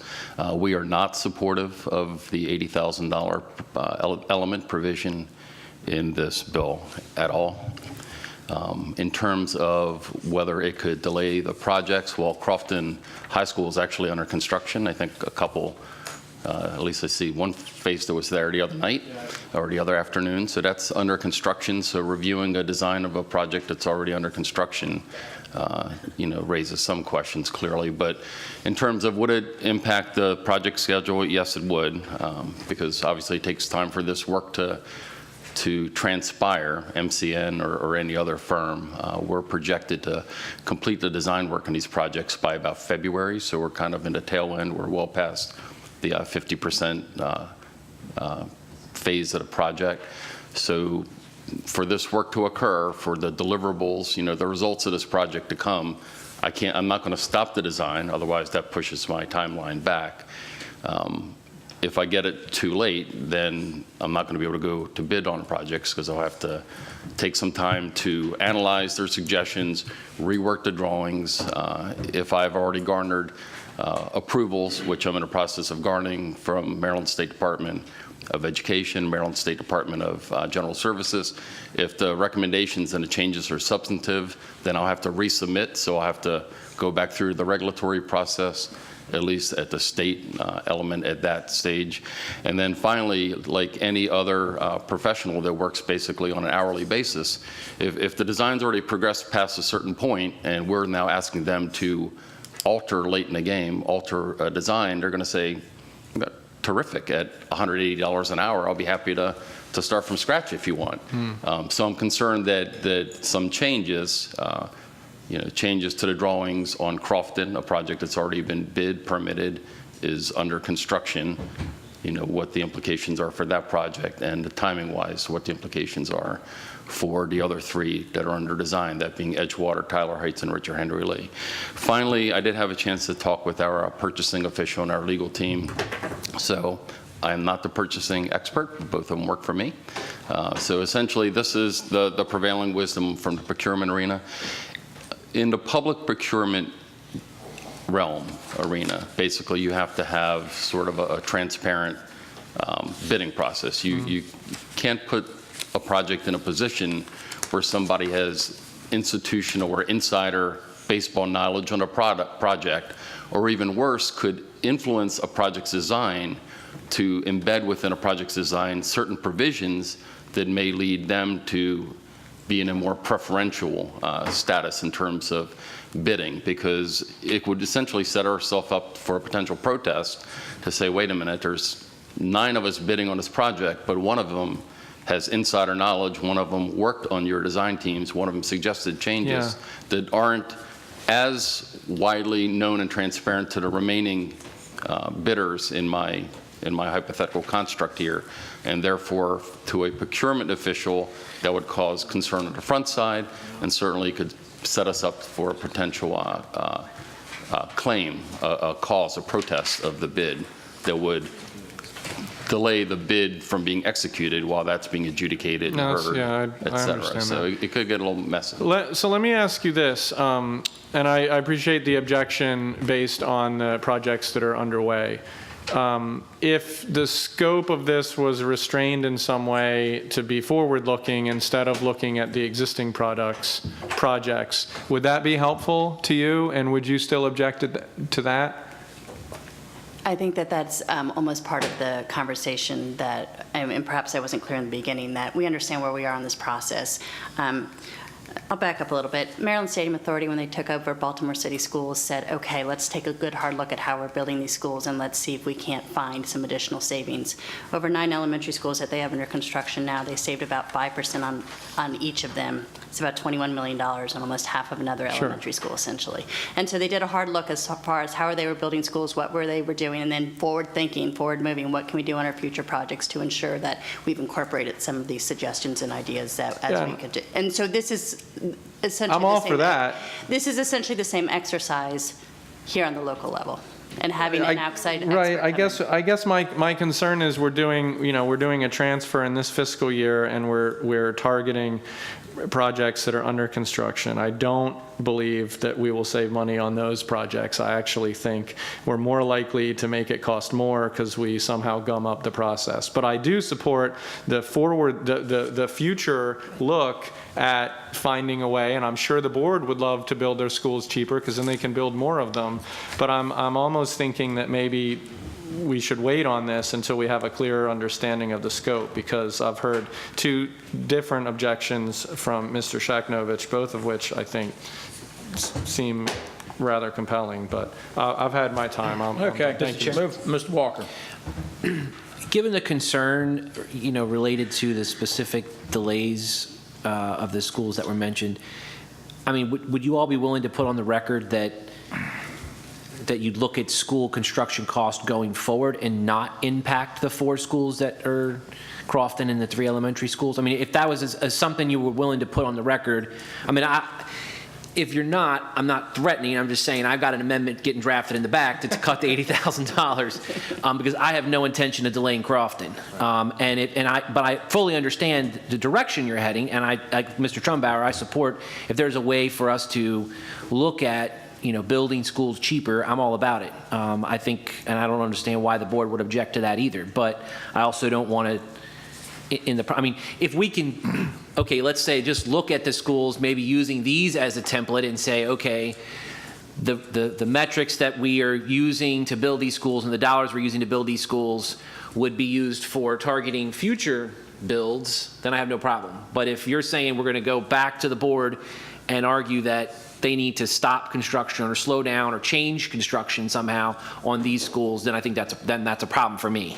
I can't speak for the rest of the council. I won't speak for Ms. Brandenburg, but we have no intention of slowing down the construction of any of the elementary schools. That's actually the way I've looked at it as well, is that you're looking at future projects. We don't want to slow down Crofton High School. We don't want to slow down the 3 elementary schools that are being built. I think it's a matter of making sure taxpayers' dollars are used wisely on these projects, and really giving a second look to these projects to make sure that future school projects are being done in the most efficient, cost-effective manner. So I think we're on the same page as both you and Mr. Trumbauer on this. The other concern that he raised, and I've got a letter, actually it was written to you all, I believe, and it says specifically, MCN Build prides ourselves as a community builder. We're currently working with school districts in Virginia, DC, and Maryland. We would like to ensure that the performance of the work outlined above does not preclude us from competing for the management of these projects. I mean, it seems like they're concerned about their ability to work on these projects, and therefore they wouldn't be interested. I mean, based on what Mr. Shaknovich is saying, they wouldn't be able to. We don't have a signed agreement with MCN Build or anybody else for that matter at this point. This was a proposal from them, and we had said we use this for budgeting purpose, thinking that this would be they have the manpower, they've done their schools, I listed the reasons why before, but if in fact they're hesitant, then perhaps we can go to one of the other people that we have interviewed as well. What would prevent us from doing this as part of the regular budget process in the next cycle and just saying, instead of picking out 4 schools, just say generically we're going to spend, we think it'd be wise to spend $80,000 on a study that looks at school construction in general instead of targeting 4 schools. My concern is that they're just, you got the school names on here and it's... Sure. Yeah. Right. I don't think there's anything that precludes you from doing that in the budget. Okay. Thank you, Mr. Chair. Mr. Chair, I guess I'll throw my 2 cents in on this, and I was going to bring that up as far as the regular budget process when it comes to this. And a quick question, Mr. Walker, you said you're still you're still drafting up an amendment? Yeah. Okay, because the other reason is, I've been looking at the CIP and capital program and how we've been building compared to other jurisdictions. And there's some anomalies there, and I'm certainly interested in seeing how we can reduce the cost of constructions. Because, it seems like we're building a little bit, our structures here are a little bit more expensive than other jurisdictions. And so I've looked at enough data to see that, at least in my mind, exists. And so I'm certainly interested in finding out how we can, when it comes to not just school construction, fire stations, for example. I think our costs that we built were a little bit higher than some of the other comparables that I saw before. And so I'm looking at capital construction across the board, not just including the school system side of the house. So thank you. Mr. Chairman. Mr. Shaknovich, if I can recall on the Board of Education, when they go through the CIP process, isn't there the same review of what's occurring now? And so that's what I'm trying to figure out from what the auditor's letter is saying and reading this about that it's double of what we're doing. And maybe you could explain that. Again, I'm not sure if that's the same thing, because I agree with wanting to look at cost savings, but I also don't want to be doing something that's the same scope that we currently do for the process. Help me understand that. No, it is in fact a duplication of effort. So we actually do that currently. In fact, Ms. Brandenburg even had the opportunity to sit on that exact process for 2 of the 3 elementary schools in question. So I don't know MCN. I've never dealt with them. I know, for example, Crofton's being built by Jacobs Facilities, which is the #1 by revenue in the United States of America construction management firm. They've probably got a little bit of horsepower to the tune of, I think, $151 billion worth of work that they have going right now. They've got tremendous resources and a tremendous pulse on construction technologies, commodity pricing trends, et cetera. So if you take a look at our projects, especially the ones that we're using prototype designs, things like that, our change order rate is extremely low on these because we've got national top talent building the projects here. So it is a duplication of what we're currently doing. Not to mention that the work that we're doing is reviewed, again, by 2 agents of the state. It's reviewed by all the county regulatory authorities, and those documents are prepared by Maryland licensed professional engineers and Maryland licensed architects. So there's a lot of regulatory scrutiny, a lot of set of highly trained eyes already on all of these projects. Thank you. Okay, with that being said, Mr. Chair. Mr. Walker. Sorry. I was just going to, we already have another amendment for this bill, so I'm not going to do anything tonight with it, and we'll just continue the conversation. But I would like to see what you all have to say with regards to these schools being targeted and also the potential vendor, so. Okay. In the next couple of weeks. All right, Madam Secretary, you want to call the roll on amendment #1? Did we do it? I had a few things to do first. Oh, wait a minute. I thought we already went through that. Okay, my bad. It's just so interesting. Yeah, I was thrilled by it. Okay, we're going to open up the public hearing on 8717. Anybody want to chime in? Just like I thought. Nobody coming down. This goes in. Can I say it? Close the public hearing on 8717. All right, there is an amendment. Madam Secretary, read amendment #1, please. I'm going to read the bill in first, Mr. There you go. You do that too. Okay. Bill number 8717, an ordinance concerning current expense budget, transfer of funds, and supplementary appropriations. Very good. Okay. Madam Secretary, please read amendment #1. Amendment number 1. This amendment increases the transfer of funds in the general fund to the Office of the County Executive for grants, contributions, and other to provide funding to eliminate up to $25,000 of negative meal balances for outstanding balances as of December 22nd, 2017. Remove supplementary appropriations from the state and federal grants in the Partnership for Children, Youth, and Families Special Fund to the Partnership for Children, Youth, and Families Special Fund, Personal Services and Grants, Contributions, and Other. Increases the supplemental appropriations from state and federal grants in the Grants Special Revenue Fund and appropriates those additional funds to the Office of the State's Attorney for personal and contractual services. Okay. Motion to adopt. So moved, Mr. Chair. Get a second.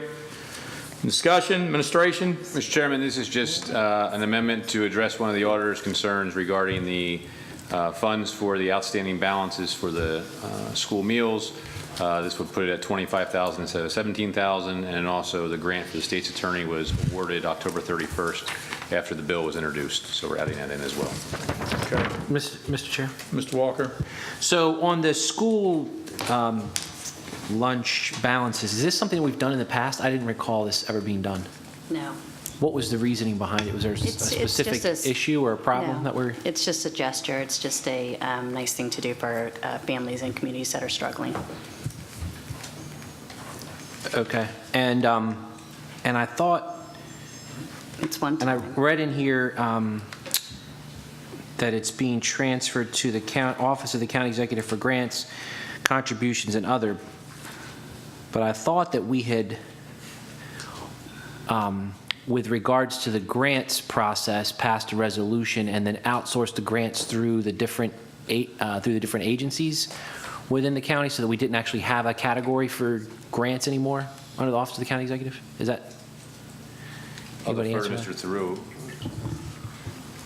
Stephen Theroux, Budget Office. The grants contributions is still exists in all budgets. We removed community grants from the Office of the County Executive. This is not part of the community grants program.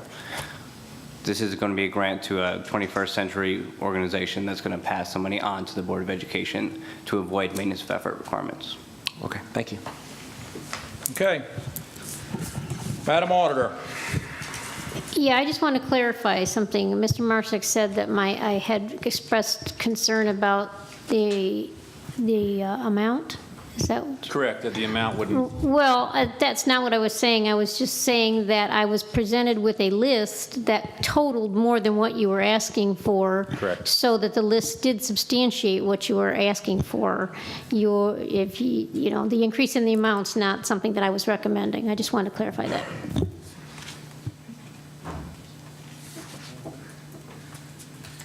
Okay. That it? All right, let's move forward. Ms. Check, you're against this amendment, you were saying? No, I'm in support of this. You're in support of this one? Yes, sir. Okay, fair enough. Madam Secretary, please call the roll on amendment number 1. Mr. Peruka. Aye. Mr. Trumbauer. Aye. Mr. Walker. Aye. Mr. Smith. Mr. Fink. Aye. Mr. Pruski. Aye. Mr. Grasso. Aye. 7 in the affirmative, none in the negative. Amendment number 1 is adopted. All right, now we have, Madam Secretary, let's see, Bill number 8717 as amended will be heard on December 4th, 2017. Madam Secretary, please read the title of Bill 8817. Bill number 8817, an ordinance concerning current expense budget, supplementary appropriations, Shore and Beach Special Community Benefit District. Mr. Peruka?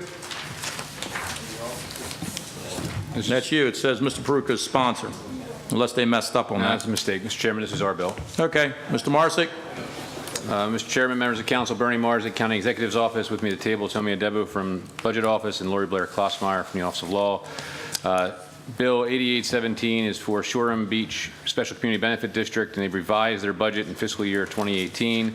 This bill allocates $43,000 of funds not appropriated from a previous fiscal year. Okay. Anybody?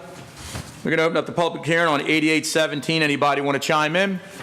Seeing no movement in the crowd, close the public hearing on 8817. Madam Secretary, please read the title of Bill 8817. Bill number 8817, an ordinance concerning current expense budget, supplementary appropriations, Shore and Beach Special Community Benefit District. Any discussion? Mr. Chair? Mr. Walker? Just wanted to make for the record, this is my district. I'm supportive of this bill. Okay, good. Any discussion? Madam Secretary, please call the roll on Bill number 8817, Mr. Walker's area. Mr. Peruka. Aye. Mr. Trumbauer. Aye. Mr. Walker. Aye. Mr. Smith. Aye. Mr. Fink. Aye. Mr. Pruski. Aye. Mr. Grasso. Aye. 7 in the affirmative, none in the negative. Bill number 8817 is passed. Okay, we're going to pull up Bill again, 7617. We have an amendment number 9. Madam Secretary, please read amendment number 9. I'm going to read the title of the bill for vote. That's good, too. Okay. Bill number 7617, an ordinance concerning planning and development, master plan for water supply and sewerage system. All right. Madam Secretary, administration, you got anything to say about it? at this point? We did. We brought it back. Yeah, but we're here for vote, so now she's going to read What? I don't think she's finished, Mr. Chairman. Okay. That's all right. You want me to read the amendment? Yes. Amendment number 9. This amendment restores the sewer service category for property located on Whitehall Road to future service and restores the water service category for the same property to no public service. Okay, motion will adopt. So moved, Mr. Chair. I'll second. Administration? Mr. Chairman, we supported this amendment originally, and we would continue to support the amendment, so we would oppose your amendment you had before you. I think that we made the point, and everyone discussed the point, that this is dealing with a 1-acre piece of property that is zone C1 that's in future service, and it's just moving it from future to planned service. So we would ask you to oppose this amendment. Mr. Chairman. Mr. Frank? And I know we discussed this earlier, I just want to make sure I understand. All the property around it, the McDonald's, there's a Wendy's there, a shopping center there, I think, that all has water and sewer? Correct. So it's completely surrounded by water and sewer. This is just one property that's in future that was skipped over? It's not completely surrounded. The property is adjacent to it. Adjacent to it. The commercial property is there along Whitehall Road. Thank you. Okay. Mr. Chairman? Mr. Walker? Mr. Marzick, the comment was made earlier from one of the folks who was testifying that the rest of the parcel, that there was going to be one house put on that. Are you aware of that situation at all, or? I don't know the details of that. Okay. Our focus was on this. But then there was also made a comment that the ground didn't perk. Were you aware? Are we aware if it perks or not currently? I mean, I'm just thinking that if they have the ability to build on here as a commercial property, wouldn't we want it hooked up to septic? I mean, wouldn't we want it hooked up to sewer, and not on a septic if it's at the headwaters of a river? I mean, it seems to me that it would make sense to have it hooked up to sewer so that we're not have the potential of having stuff flow into the headwaters. Sure, we agree, and that's why we had supported amendment number 2. And I'm not aware of any information regarding whether the property perks or not. Mr. Chairman. Mr. Pruitt. Excuse my voice again. This is in my district, and I must admit to not being aware of some of the discussion that has taken place tonight. But as I've tried to pay attention to it, and as much as this may disappoint some folks, my analysis of it is that what we're trying to prevent is a future problem, or what we're concerned about is what, not this action, but some future action, and that this action is consistent with the plan. So I would vote against something in the future, but I don't want to preclude this now. So I'm going to vote again, and I appreciate again the objections in the discussion, but I'm going to vote against this amendment. Okay. I'll say, go ahead. Just one, again, a clarification. This was an amendment that came in after you guys had introduced the bill. Was this an administration amendment? Yes. Okay. And did this applicant apply before the bill was introduced and was denied, or it came to your attention after the bill was introduced, and that's why you submitted it? Excuse me. Is it on now? Yes. Okay. This application came in relatively late when we had already prepared the draft master plan for introduction. So that's why we couldn't include it in the original bill. That's why we sponsored it as an amendment. I see. Okay. And one other just quick question. As I'm looking at the map, the properties to the east, which are the McDonald's and the other commercial facilities, those parcels that have existing service represent a rectangle.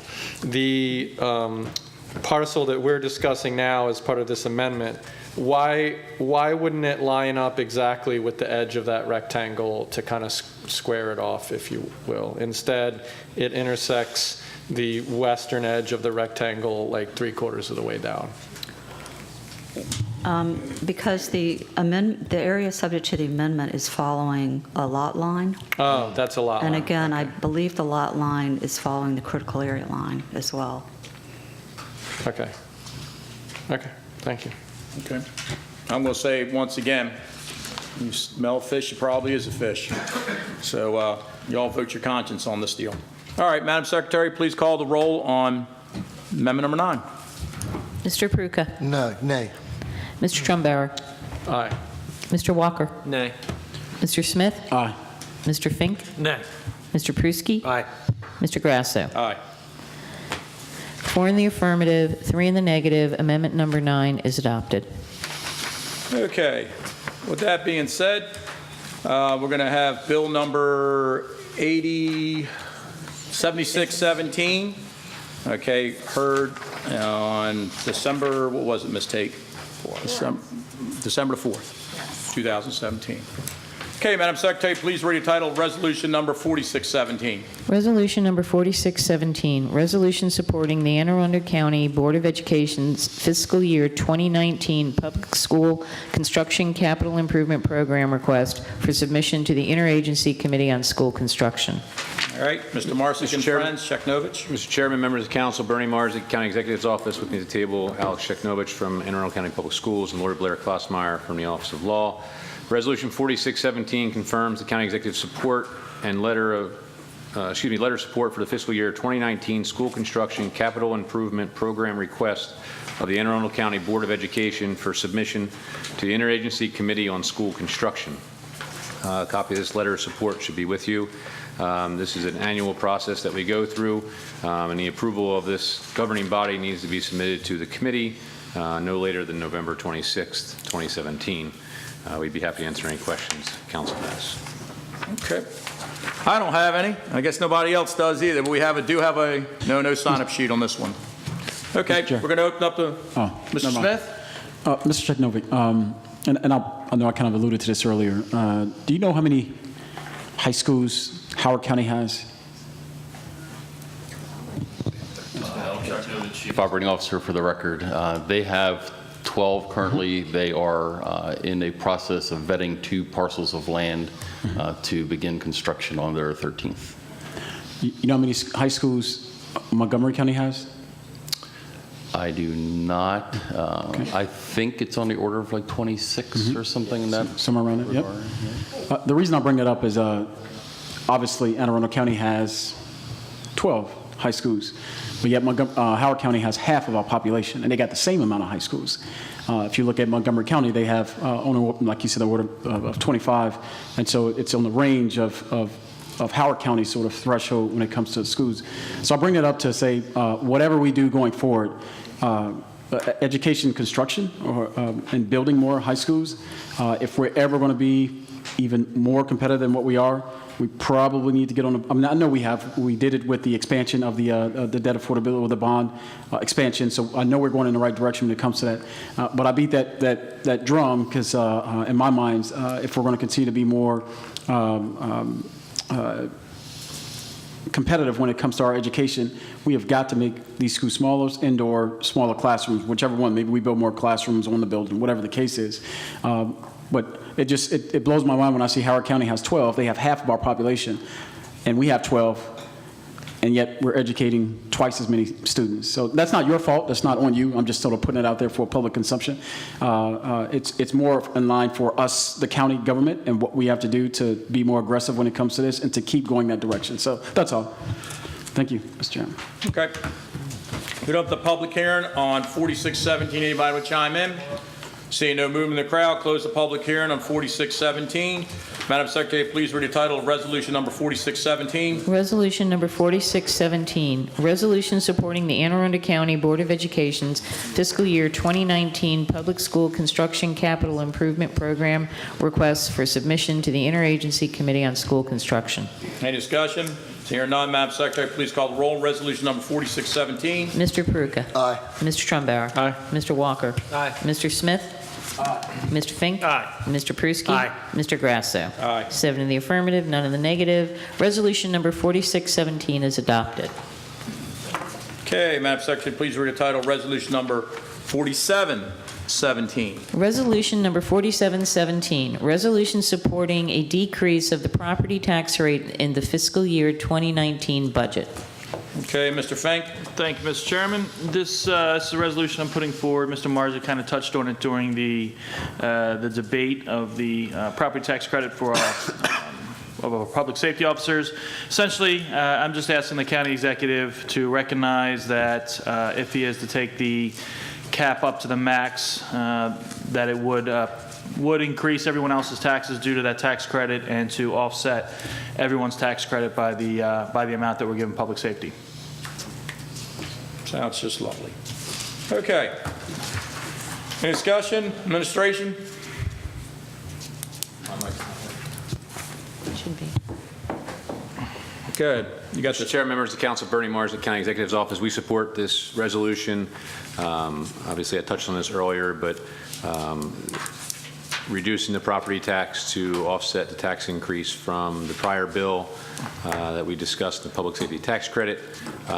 We estimate this to be roughly $3.5 million and about a half a cent on the property tax. And we plan to do that in the upcoming budget in the spring. Okay. Mr. Chair. Mr. Chair. Good. Thank you. Mr. Marzik, the administration can set the property tax at whatever it wants under the property tax revenue cap, regardless of what the council passes as a resolution. I mean, this exercise seems a little bit, I'm not sure what the word is, but whatever the opposite of impactful is. But I mean, is this just a statement to qualify the support of the public safety tax credit? I mean, if so, that's fine. It's a little bit like me declaring I'm going to eat a turkey sandwich for lunch tomorrow. I mean, I can, and maybe I intend to, but I don't have to if I change my mind. It's just an odd resolution. Right. I actually was going back through the minutes of the first discussion on this, and one of the things you had asked me was, if we amend this bill, is there a way the county executive would be supportive of the bill? That was sure. That was the first question you had asked me, and we worked through amendments that we thought made the bill better, and we still had the concern about the tax increase that would come in through this, and we feel that this resolution eliminates that concern, because we have the ability to lower the property tax rate to offset what would be a tax increase on those folks who are not receiving the credit. So yes, this makes us feel comfortable with the passage of the prior bill. Okey-doke. Thank you, Mr. Chairman. Mr. Chairman. Mr. Peruski. Do you mind if I call Mr. Hammond up? I hate to get him out of his seat, but he looks comfortable. About 10 years ago, when I was on the Board of Education, Mr. Hammond had a presentation in front of the board talking about voting on things that you don't necessarily know what the outcome will be. And certainly I don't know if we're going to have a housing crash like we did in 2005 and 6. But Mr. Hammond, can you explain to everyone, just for the record, the difference between a property and income tax cut? We've had this discussion before, and people don't realize that when we have a property tax cut, the implications are much larger and obviously impact over time. Certainly we have a tax cap here in Anne Arundel County, but also I haven't been given a presentation yet, and I don't know if any other council members have, about what money we're going to have in the spring. Certainly we know what the public safety tax cut would cost, but without knowing revenues and other things, do we know the exact funding that we'd have left over for, say, maintenance of effort or other things? So I'm throwing the kitchen sink at you and hoping that you could answer that. I told my wife I didn't do dishes. The property tax revenue cap is written in terms of the amount of revenue that we can collect in the next year as a function of the amount of revenue that we collected in the current year. So if you were to take in less money in the current year, then you would have to you'd have to settle with that being the base for the next year. So any reduction of the property tax revenue that we achieve through a tax rate cut below what the cap would allow has implications in the succeeding year. The income tax is not subject to any revenue limitation currently.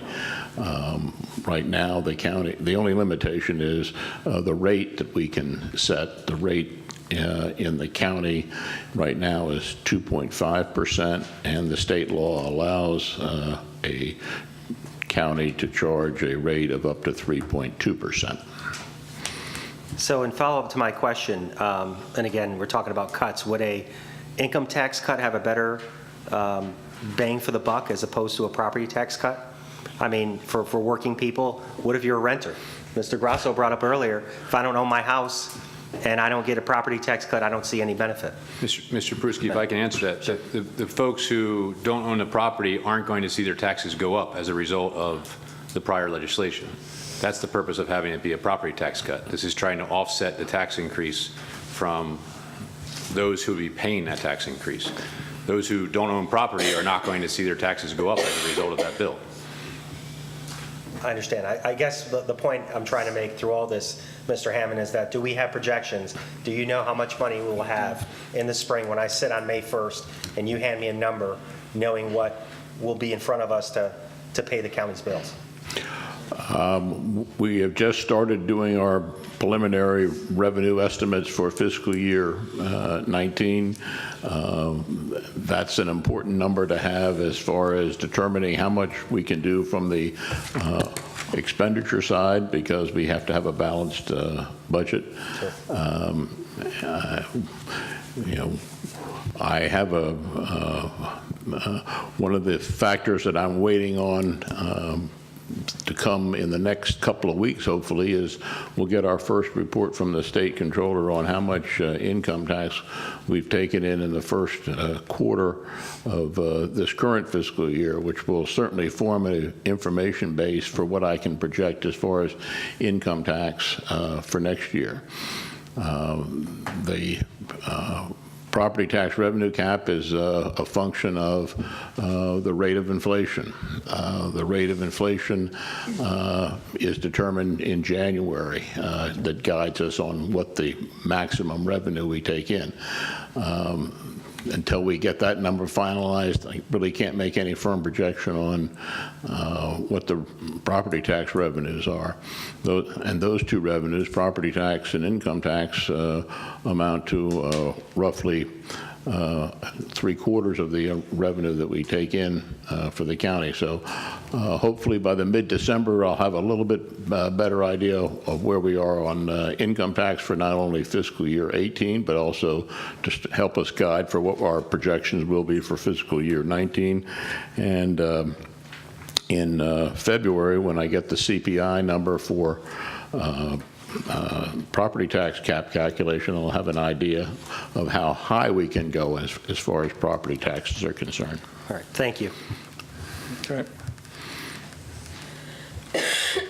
All right, we're going to open up the public hearing on 4717. If anybody wants to chime in on this beauty. Okay, going to close the public hearing on 4717. Madam Secretary, please read the title of resolution number 4717. Resolution number 4717, resolution supporting a decrease of the property tax rate in the fiscal year 2019 budget. Any discussion? Mr. Chair. Mr. Walker. Mr. Marzick, is it the county executive's intention that this tax cut be part of the budget package, but that it would not be, the budget package would not be introduced with a deficit, a structural deficit? No, we don't have a plan to have a structural deficit in the budget, no. Okay, thank you. Okay. Anybody else? Madam Secretary, please call the roll on resolution number 4717. Mr. Peruka. Aye. Mr. Trumbauer. No. Mr. Walker. Aye. Mr. Smith. Aye. Mr. Fink. Aye. Mr. Pruski. No. Mr. Grasso. Aye. 5 in the affirmative, 2 in the negative. Resolution number 4717 is adopted. Okay. Moving down the stretch here, bringing it home. Madam Secretary, please read the title of resolution number 4817. Resolution number 4817, resolution proposing an amendment to the Charter of Anne Arundel County to add a provision to the procedures for passing ordinances to require notice by posting on a subject property of a change of zoning by amendment to a comprehensive zoning ordinance not requested by application to or proposed by the Office of Planning and Zoning. Mr. Trumbauer. Thank you, Mr. Chair. You will remember a year or so ago, we had a very nice debate about an awesome bill that unfortunately expired before we could pass it. But it was concerning a new requirement to post properties in the comprehensive rezoning process. The Office of Law opinionated that that was technically a reduction of the powers of the county council, since we would be restraining what we could vote on. So it was recommended that we do this as a charter amendment instead. I worked with Ms. Tate to draft what's before us now. I made it somewhat broad, knowing that it's a charter amendment that will need 5 votes to pass this body, then get approved on the ballot in 2018. I believe it's the first charter amendment before us for the 2018 ballot. But my intention here is quite simple. Many of us went through the comprehensive rezoning process last cycle. We got to the end of a couple of those bills. There were some last-minute amendments, and we were required to vote on them with very little notice and warning. And then sometimes after the fact, and this happened to me, and I presume some of my colleagues experienced this as well, a year, 2 years, even 3 or 4 years down the road, when some of these zoning changes were coming to fruition and they were being developed, community members would say, hey, what's going on? How did this happen? And, I explained to them the whole process, but they said, well, I never got noticed. I never saw anything. So these were for amendments that came through as part of the legislative process. So the intention with this charter amendment is to set up a notification provision for rezonings that come from us, from the council. It doesn't preclude us from offering any amendments. It just says that if we're going to put in something that hasn't been part of the original process, it should have public notice. The exact method of that public notice, I'm leaving up to the legislative ordinance that would be passed if this charter amendment is approved. I didn't want to prescribe it in this resolution.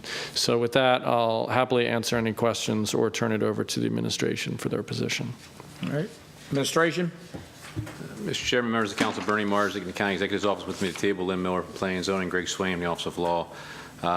We don't really think it's necessary, but this is really the council's prerogative to limit your power when you introduce and when you can't introduce. So okay, we'll defer to you all. Sounds good to me. We're going to open up the public hearing on 4817. We're going to call down Mr. Smith and Mr. Brent. And anybody else that wants to chime in, you know the deal. 2 minutes, name and address, and you get the gavel.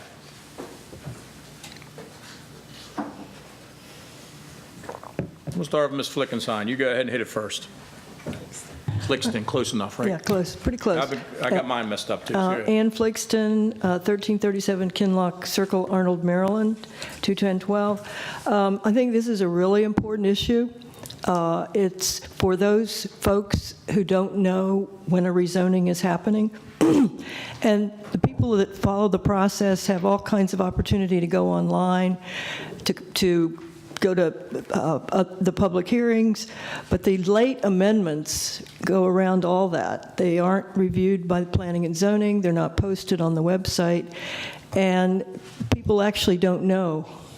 Some of the people that I've talked to, and one of them I couldn't believe, this was from Linthicum, that they were going to propose to put a road taking down 2 houses to a piece of property behind. And I said, well, gee, that's really strange. Do you think the people there know? So I went on and found the addresses and called these people up. They had no idea. Their community was already there for 40 years, and there's going to be a throughway. So that was one of these last-minute amendments. And I'll just close by saying that in 2 recent rezoning hearings, the developers, the applicants have said, well, we think the council made a mistake in that other rezoning. That's why we're here.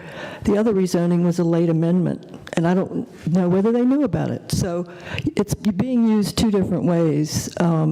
It's being used that you guys didn't really know what you were doing when it's a late amendment, and then I don't know how people are supposed to know when it's a late amendment. So I think it's very reasonable. Okay, thanks for coming out. And Mr. Smith, thank you for coming out tonight. 2 minutes, name and address. Robert Ian Smith, 1487 Chatham Court, Crofton, Maryland.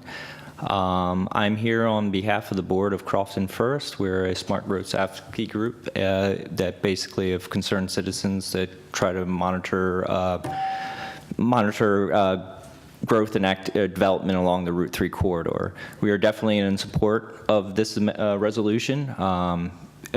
Basically, I think it's a very simple ask to add a transparency to a very important process. I was here, and our organization was here during the last time comprehensive rezoning process. We were also very concerned, and a lot of the last minute zonings. I do know that we were a party to a legislation, or not legislation, but to a lawsuit afterwards because of many of those, because of many of the concerned citizens that had learned about some of these upzonings or zoning changes at the last minute and felt that was their only recourse because the bill went through at the time. And I believe some of those were even, those upzonings weren't against the current, or at the times that the county exec at the time had wanted to veto some of those because he had concerns about that bill. So I feel like in this case, this is giving a very simple ask to make sure that before these go through, the citizens have a chance to review and come before this body and voice concerns. You've heard we had a bill tonight where you just heard where there were concerns about or a change, not on zoning, but on the sewage and water plans that you guys were mentioning that it was the first time. So I think this is an important process. It adds transparency. It's a very simple ask. Personally, I'd rather not the council have this power at all to add these in outside of planning and zoning, but I think this is a very moderate ask to at least add transparency to this process. Thank you. Thank you. Mr. Brent? I'll keep this short and sweet. I'm here on behalf of the neighbors of the Mayo Peninsula. The name is Anthony Brent, 607 Haven Hill Road, Mayo. As well as I can safely say I'm speaking for the other peninsulas in the county. We support this resolution. Over the years, we on the peninsulas of the county have learned that we are the canaries in the coal mine. We see the impacts of the county's actions earlier than the rest of the county, be they positive or negative. One of our larger issues we on the peninsulas have is that receiving notification of changes which would impact our area and quality of life. In this case, making changes to zoning to anything on the Mayo Peninsula does not just affect the direct neighbors of the adjoining property, but it affects the entire population of the Mayo Peninsula.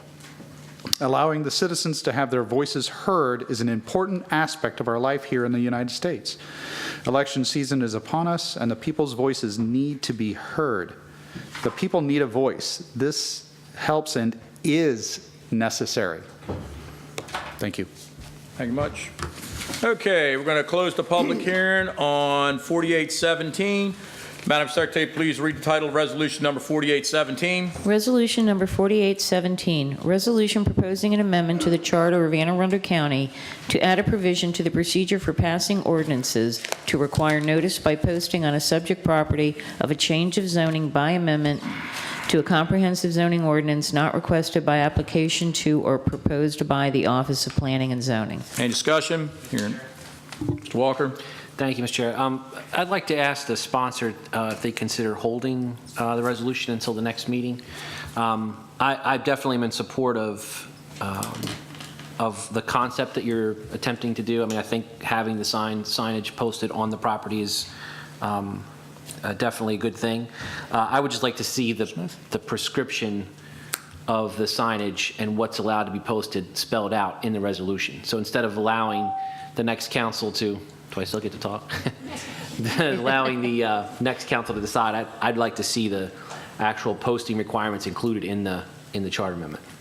I mean, I'm certainly welcome to hold it. I know that one of the concerns another council member brought forward for the previous legislation was that they didn't want to constrain the next council because they wouldn't be on it.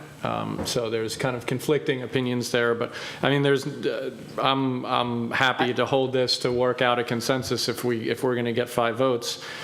So if you're supportive of the intent and you want to do some tweaks, I'll be happy to work. All right, so again, I've been through, the only difference I would say in this case is that we've actually been through the, many of us have, not all of us, but many of us have been through the comp zoning process, and so I just think it'd be better coming from us to let them know what we think should happen. I'll put a hold on it for you. all right, motion to hold first, second.